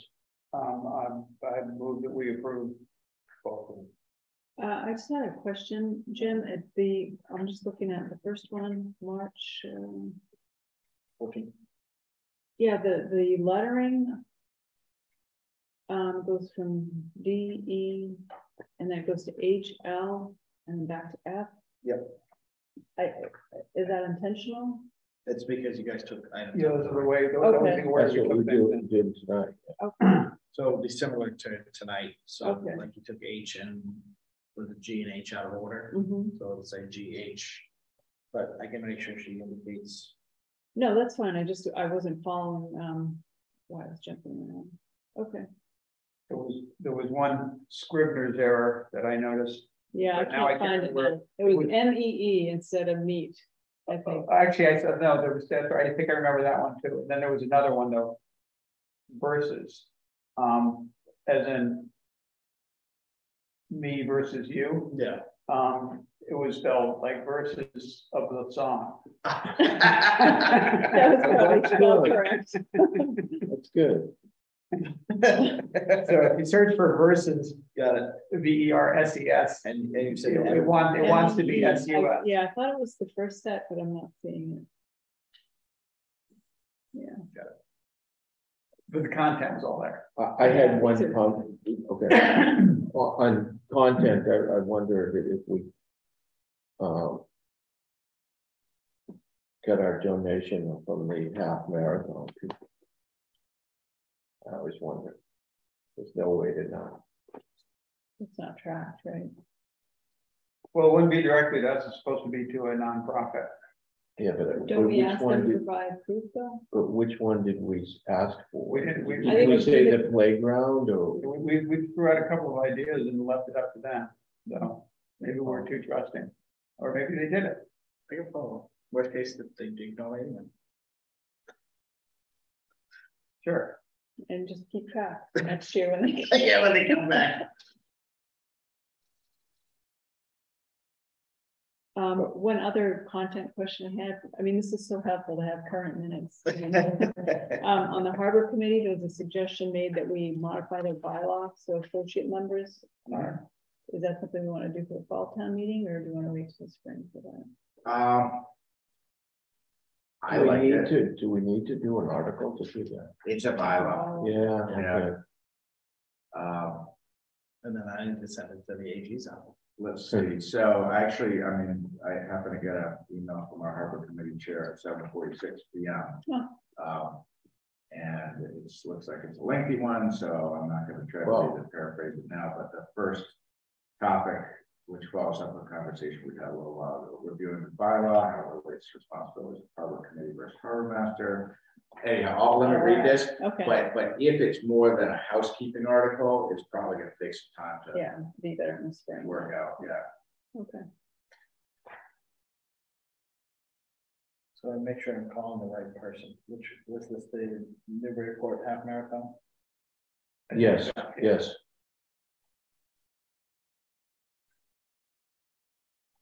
So, yeah, I don't remember that. all right, you made the motion, Rick, and then I interrupted that's the question, right? Yes. Okay, so I'll second the motion. All those in favor? Aye. Aye. So I had to follow up on the second one. The land that was supposedly donated, do we need to act on that, or are we good? The tax title process So is going to be the path of least resistance. We got an opinion from council that it would have been very cumbersome. It would be very cumbersome. I could forward it to you, But didn't we vote on that years ago? yeah, but because there wasn't anything that was satisfactory as like a conveyance. So I need to dig out the opinion, but it was, Okay. It was gonna be a headache. Okay. And So there wasn't actually a title that was signed or correct. anything? Okay. Yeah. So because it is a tax title, this I need to follow up with Caitlin about this because I remember talking to her about it, and I do think, shoot, I'm getting mixed up, but there's something in my head about if you acquire a property by tax title that owes back taxes, you have to somehow like make that whole. So that might be the county. I gotta dig it. But if it's tax title, the taxes are probably like $300 max. The tax. Back taxes. The back taxes wouldn't cover the value of the land, I don't think. Because first of all, it wasn't that long ago, and second of all, I think the taxes were like $70 a year or something. Yeah. So if it's only 4, 5, 6 years ago, would it be enough? I don't know. I'm just playing devil's advocate. I don't know. Yeah. Forget it. We did find out it was accepted a while ago. There was an emergency item. Yeah, the board did vote. We did find the minutes where the board did vote to accept it. Oh, you did? We did. Okay. Yeah, you had voted. Yeah, but there was no. Nothing happened. Nothing happened. Okay. And so anyhow, I'll find. I did get. Man, we get a lot of correspondence from council. We get a lot going on. The board went into executive session. They came out and they took up an emergency item, and that was to accept the land. So it was an emergency item. It wasn't even on the agenda. Rebecca just happened to find it because we were looking at all the agendas. Wow. And we couldn't find it, and there was like a funny agenda item. And she was like, "Oh, I wonder what that is," and looked at it, and it just happened to be those minutes. How many other things there are lurking out there? Land transactions where land was given to the town. You know, so yeah, that was sent to the street or this, and then never executed. Hopefully, they're no more out there. Yeah, that was good to tell you. That's about the agenda.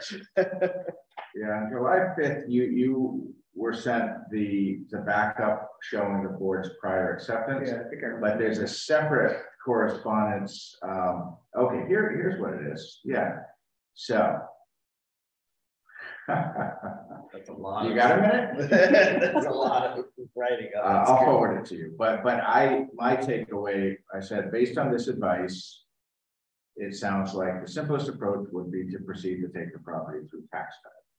That was kind of my takeaway. Okay. So I'll forward that to the board. You guys can see if you agree with but it's it seemed a little daunting, especially considering that it's not a front burner. No, having walked the property, if we didn't get it, it wouldn't be. I was gonna say, this title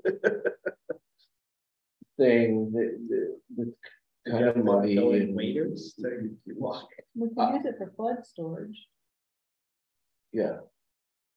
Maybe part of the River Road Resiliency Project. There you go.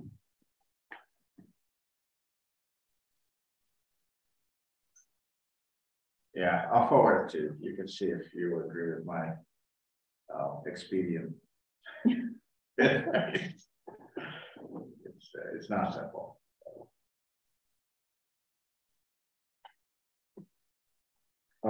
So will we approving both sets or at the same time or I think that's. okay, okay. Yep, very well. Too late. No more changes. So Angus, you said there's a lot of things in the works, right? And a lot of legal discussion going on right now. Yeah. Yeah. So we're gonna have another spike month, maybe. And there's nothing you don't know about. Yeah, It's yeah. just- No, I was just, Yeah. you know, you've been keeping us updated once a month. We see Yeah. what, you know, and so the numbers have been looking, oh, that's nice, it's really dropped. Oh, well. I do think some of the land use issues are, you know, I mean, I just think of it like there's 4 or 5 attorneys over there I'm in pretty regular contact with. Different issues, so. Yeah, we'll continue to keep you apprised of the costs. Yeah, oh, no, yeah, no sweat, I was just. I'm just looking through my inbox, I mean, it's just like, I just searched for Act 8D law. Yeah. There's, just in the last 30 days, there's a lot of correspondence.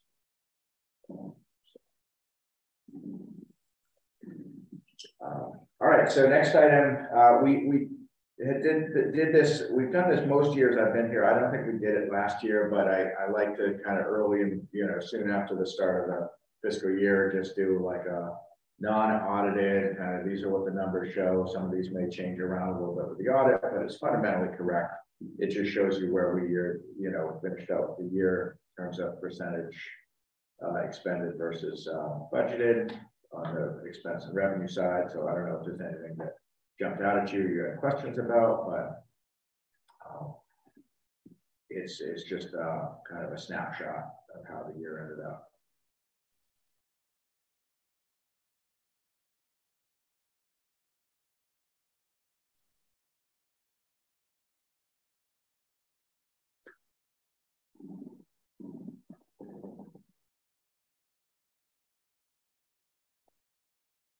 So when it says the local receipts came in overestimated, I mean, why is that? How would we?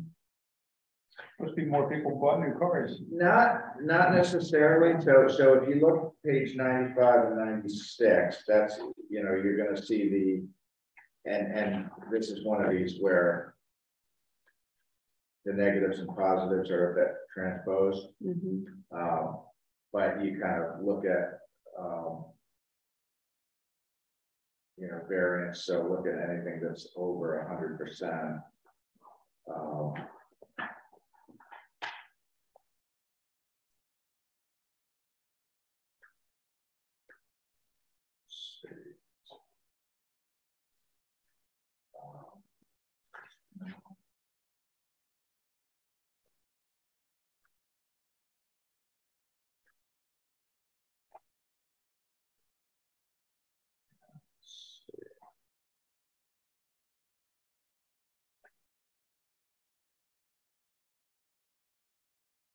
So yeah, motor vehicle excise was a significant share of that, at almost 84,000 above projected.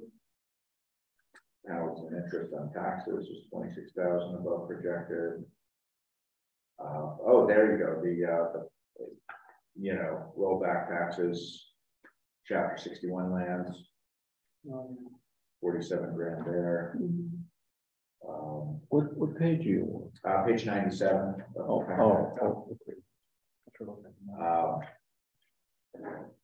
So some of this is, you know, when we make those projections, which, as you know, all built into the tax recap, we really need to be conservative. And so what we tend to do is we do a 5-year rolling average, take 90% of that. And we sometimes do adjust that if we have like specific knowledge or you know, a reasonable forecast that it will be different. But generally, that's kind of the rule of thumb that VOR wants you to follow. They want you to be conservative. Yeah. So it's the fact that there's more revenue than projected isn't really a front page news. Mm-hmm. I was just curious how that could happen, but this makes sense. It's not the billions that the state has brought in. something. Yeah, but I mean, you know, that chapter 61, that's a great example. You wouldn't project any going into the year because Yeah. you wouldn't have any reason to know. So anything that comes in is going to be over and above.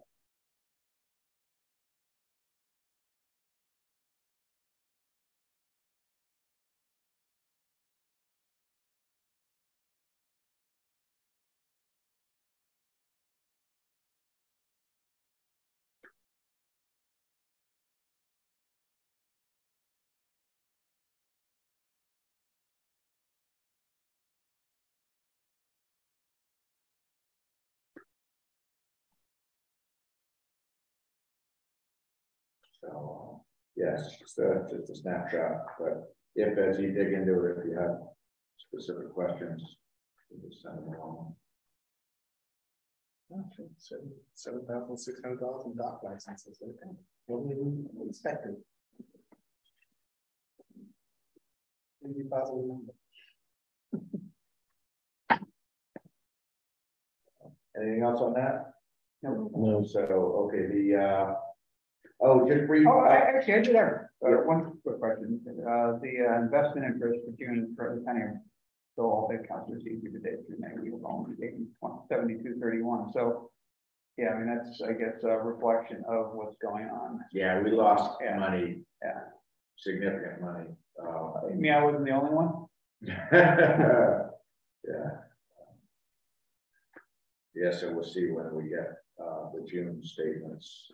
My guess is that will remain positive, but yeah, there are significant periods where we sort of cash a number this year.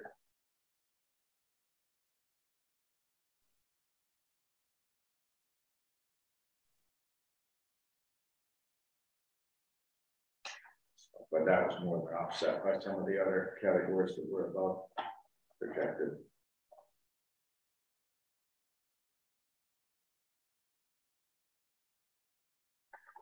All right, so item N, I just wanted to give a brief verbal update on the SRF filing. As you know, that was part of the scope that Tate and Howard was engaged to do. I've been in pretty regular contact with John Gregory.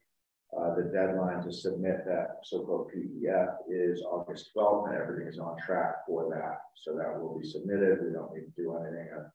Offered any help from my office, but they really don't need anything. There's some paperwork that Mike Boutte will sign, but basically we're on track. So that will be submitted by August 12th. Once I get a copy of whatever's submitted, I'll share it with you all. But that's for the Church and Prospect water main replacements. The goal being to see if that will get listed on the state intended use plan. John was cautious that he said water main replacements don't tend to score high. And so he said that he just was don't be surprised if it doesn't make that. But one of the advantages of going this SRF route is you'll recall from the ARPA, water projects are eligible if they are SRF eligible. They're eligible for ARPA if they're SRF eligible. So how can you know that without going through this process? Oh, I see. Okay. So there's going to be other, or there may be other federal grant opportunities that come down the road that we might not even know about yet, that a prerequisite for doing them could be SRF eligibility, because that is kind of like a very common financing mechanism. So while we hope that we get on the state intended use plan and be able to borrow at very low interest and do the project more affordably, even if we don't get on that intended use plan, I think the effort is still justified to go to try to get the project into the SRF program. Great. Good. Next item, river access. I think you'd already seen that application, but when we posted this agenda Thursday, we knew that would be taken up Thursday night by CPC. So it seemed to make sense to put it on the agenda. So CPC did vote that it is an eligible project. And so the River Access Committee is working on its application to submit to CPC for their consideration at their August 18th meeting. And I did get a response back from Dave Rimmer at Greenbelt. He was really appreciate the update, said they're happy to, you know, be involved, so I'm gonna see about setting up a time that, you know, we can get together with Elisa and Barry. And did I copy you on that as well? Yeah. Just to try to get Greenbelt as engaged as they want to be on this initiative. Great. The tone of Dave's response was very positive. So that seems to be going forward. There were some questions asked at the CPC meeting that will be, you know, explored in detail in the funding stage, but this was just the eligibility stage. So some of those were, you know, the information wasn't totally there on it. Do you recall what some of those were, like parking, how much parking? Yeah, I felt like it was kind of getting ahead of the point of the application. Yeah, I mean, part of the whole application is to work out those details. So those answers don't all exist today. That seems to be moving forward. Middle Street Bridge, you saw the letter about DEP. That's not a big surprise. The other update on that one. It's still bizarre. Yeah. It's like the government justifying their existence. The other update, such as it is, the Chapter 85, that DOT waste of time and effort. Yeah, it's a huge effort. That we're expecting to have some kind of a Zoom or something with Mass DOT regarding the Chapter 85 process.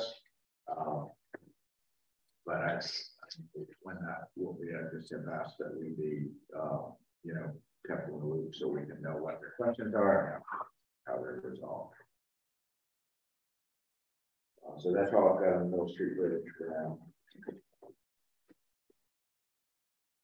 Is there any, have you heard any more noise about infrastructure funds that might, I mean, I've heard nothing about any grant program, you know, opening up of grant programs or a grant program for, you know, that might be applicable. You know, back months ago, they were talking about how easy it was going to be to get the money, and you could fund an entire project without any matching, you know, wish list kind of stuff that probably won't really happen. So, have you heard anything? I haven't. I feel like there was some listserv note maybe today that I don't think I opened.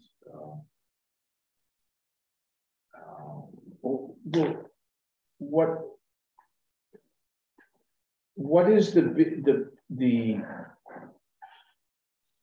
not federal, but there was a big chunk of like $4.5 billion worth of state money for Small bridge, so-called, and it's not part of the budget. It was like a separate bonding item that the governor was pushing, and I don't know anything. That's all I know. I don't know. It was just called infrastructure, and what kinds of things were eligible and so forth. I don't know. I don't know enough about the details.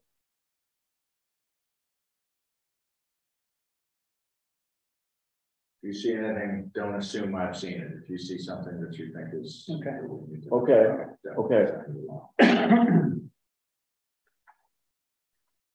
Regarding item Q, Mill Pond Trail, you all were there last Monday, so no need to really recap that.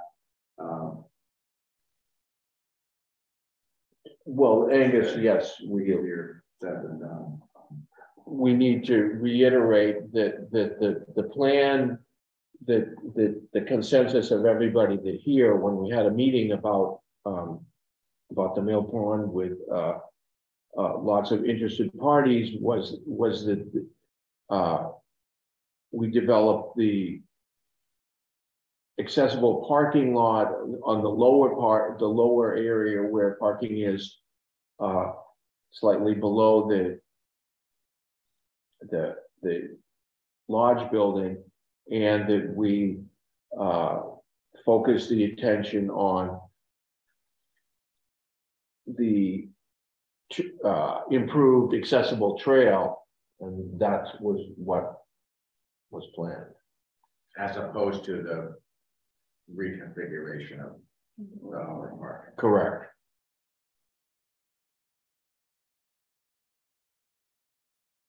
And that was going to be separated in two different phases, for lack of a better word, and with a clear priority of the trail and improved accessibility of the lower lot, right?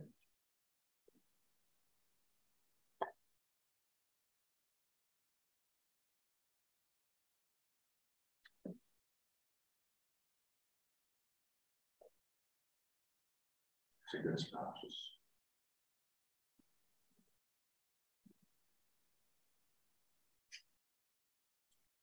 The next item, just informational update. We did, I think you know, with a wage study that we received the draft job descriptions earlier this month, and those have not been circulated yet because they need some review. And then more recently, we received data on the kind of market wages, but that hasn't been analyzed yet. And, I'd really like to add the actual wage. I did that. Oh, you did? I had another spreadsheet where I looked at that. So Oh, good. Oh, great. Okay, good. Because yeah, I thought that it was. So that they're not going to recommend for specific positions, they're just giving a market. Mm-hmm. You know, okay. Well, I don't know that. This was kind of their the kind of raw data. Mm-hmm. So I don't know that is true. Okay. I hope that's not true. Same. Yeah. Yeah. But it's more information than we had before they did. Yeah, no, there's a lot of data that take time to make sense of it. Yeah.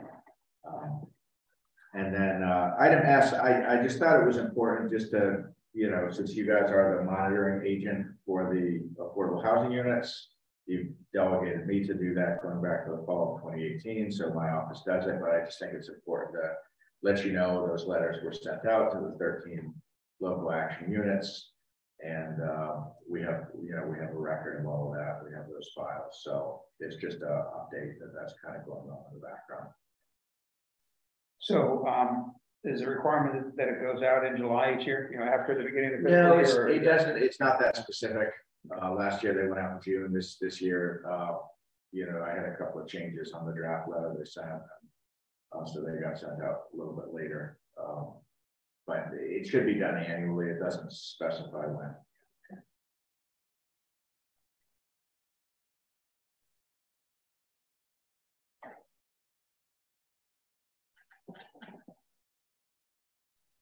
One thing that actually, since we're on the subject, when we get to the Affordable Housing Trust, as you know, under the interim regulations that were approved a while back, it authorizes my office to expend up to $10,000 a year for kind of these baseline type functions. Mm-hmm.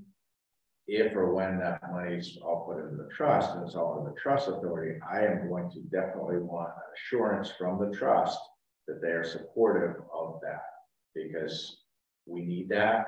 I can't remember what I was talking with one of my somebody there. Well, what if the trust says they don't want the money used? Well, then I think I said that. Yeah, maybe you said that. Like, because anyhow, that's part of why I want just to remind people there's a baseline level of work associated with these affordable units. It takes time and resources. Thankfully, we're way better off than we were a couple of years ago, and we just need to keep that going and not like have potentially a new trust say like, what's all this? Well, it's not a lot of money. It was, I think it was under $2,000 for the, you know, it's like $150 per unit per year for this function. And it's very nice to be able to have that done. I get to review the letter, tweak it, but they send it, they keep the records. They send me the letters because I wanted to have them on file, but typically they do that for the municipal clients. And is this for this firm that does it? This is Lynn Sweet's firm. Okay. So, but yeah, I think with the trust convening, we want to talk about Liz's role, and I'd love to have her at least just get to know people, and I definitely see her as a resource. She is still under contract, but we haven't had any work for her to do in a while. So I was thinking maybe I'd reach out to her and just get her recommendations on how to kick off.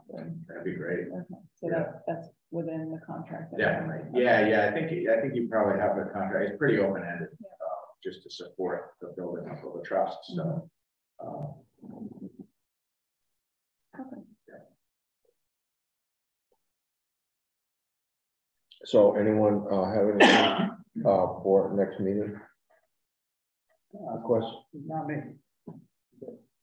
Angus, I had one question. So, I know the deadline was like November.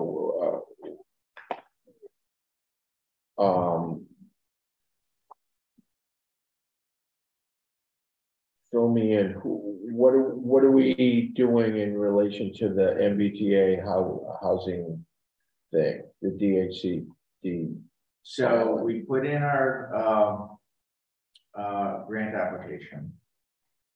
We're not. So that still hasn't been determined? We're not going to learn that till probably October. Till October. That was one of the critiques we put in with it, and we put in a really pretty damning critique with the state. I did because it's so backwards. Because how could we possibly have an action plan complete by the end of December?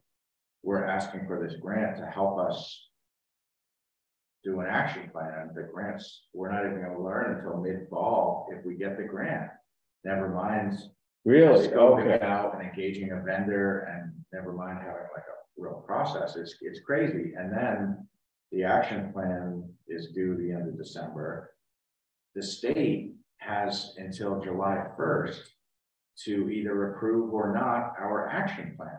So the idea that we could have gotten this grant, potentially engaged a consultant, potentially gone forward and expending potentially tens of thousands of dollars of grant money, and at least theoretically, then later find out from the state that our action plan is not acceptable. The whole thing's so badly designed. It's written by somebody who did not think through how it all works together. So we're well, they didn't necessarily think that the community, every community was going to need help with it necessarily. Well, that's because they don't.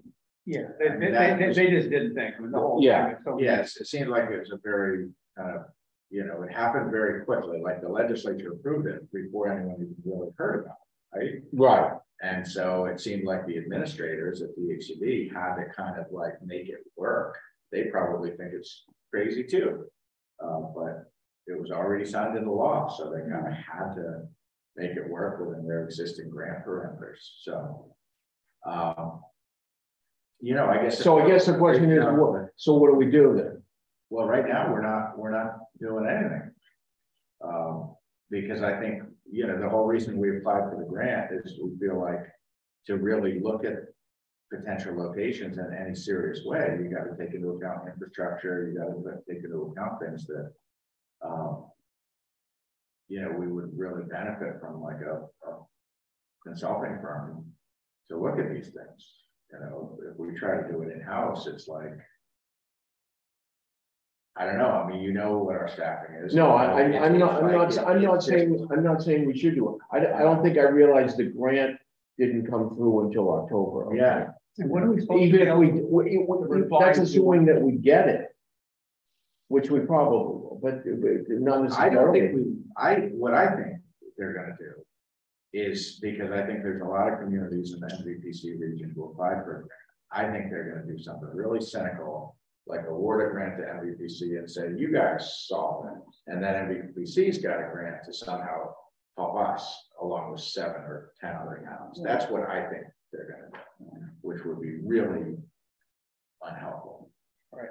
But I mean, really but there's no way to really do it well, because if they award grants to those 7 or 10 communities, they're going to all be out in the same, shopping the same consultant pool. Yeah. And there isn't going to be enough consultant bandwidth in the time frame available to do what has to be done. No, there's not. So there's going to be a lot of generic Right. Yeah, a lot of, yeah. Or we can just punt, and it's not mandatory that we file the action. They're gonna wait until we pass the deadline and then tell us that we can't, that we're not eligible for the one-stop grant because we're gonna meet the deadline. Right, yeah. Because that's one of the grant programs that you're not eligible for.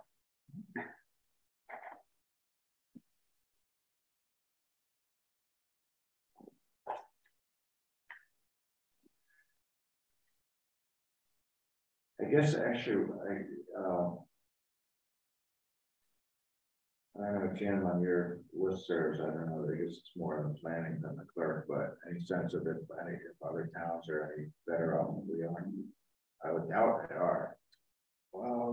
Nothing on the town clerk aspect of it, but the MBRTA board members are fans. I mean, you know, the sponsor, town manager, he's actually trying to get us together with small towns to be like, hey, this isn't a good idea.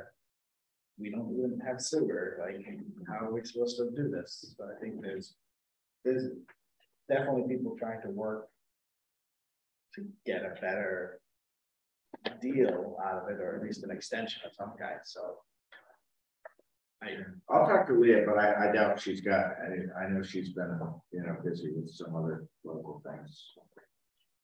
I know it was a big push to get that grant application filed, and I do think that once that will be done, we both kind of moved on to other things that have to be done. So, other things, there was a realistic chance of success. Or just to have to be done. Just the work that will be done.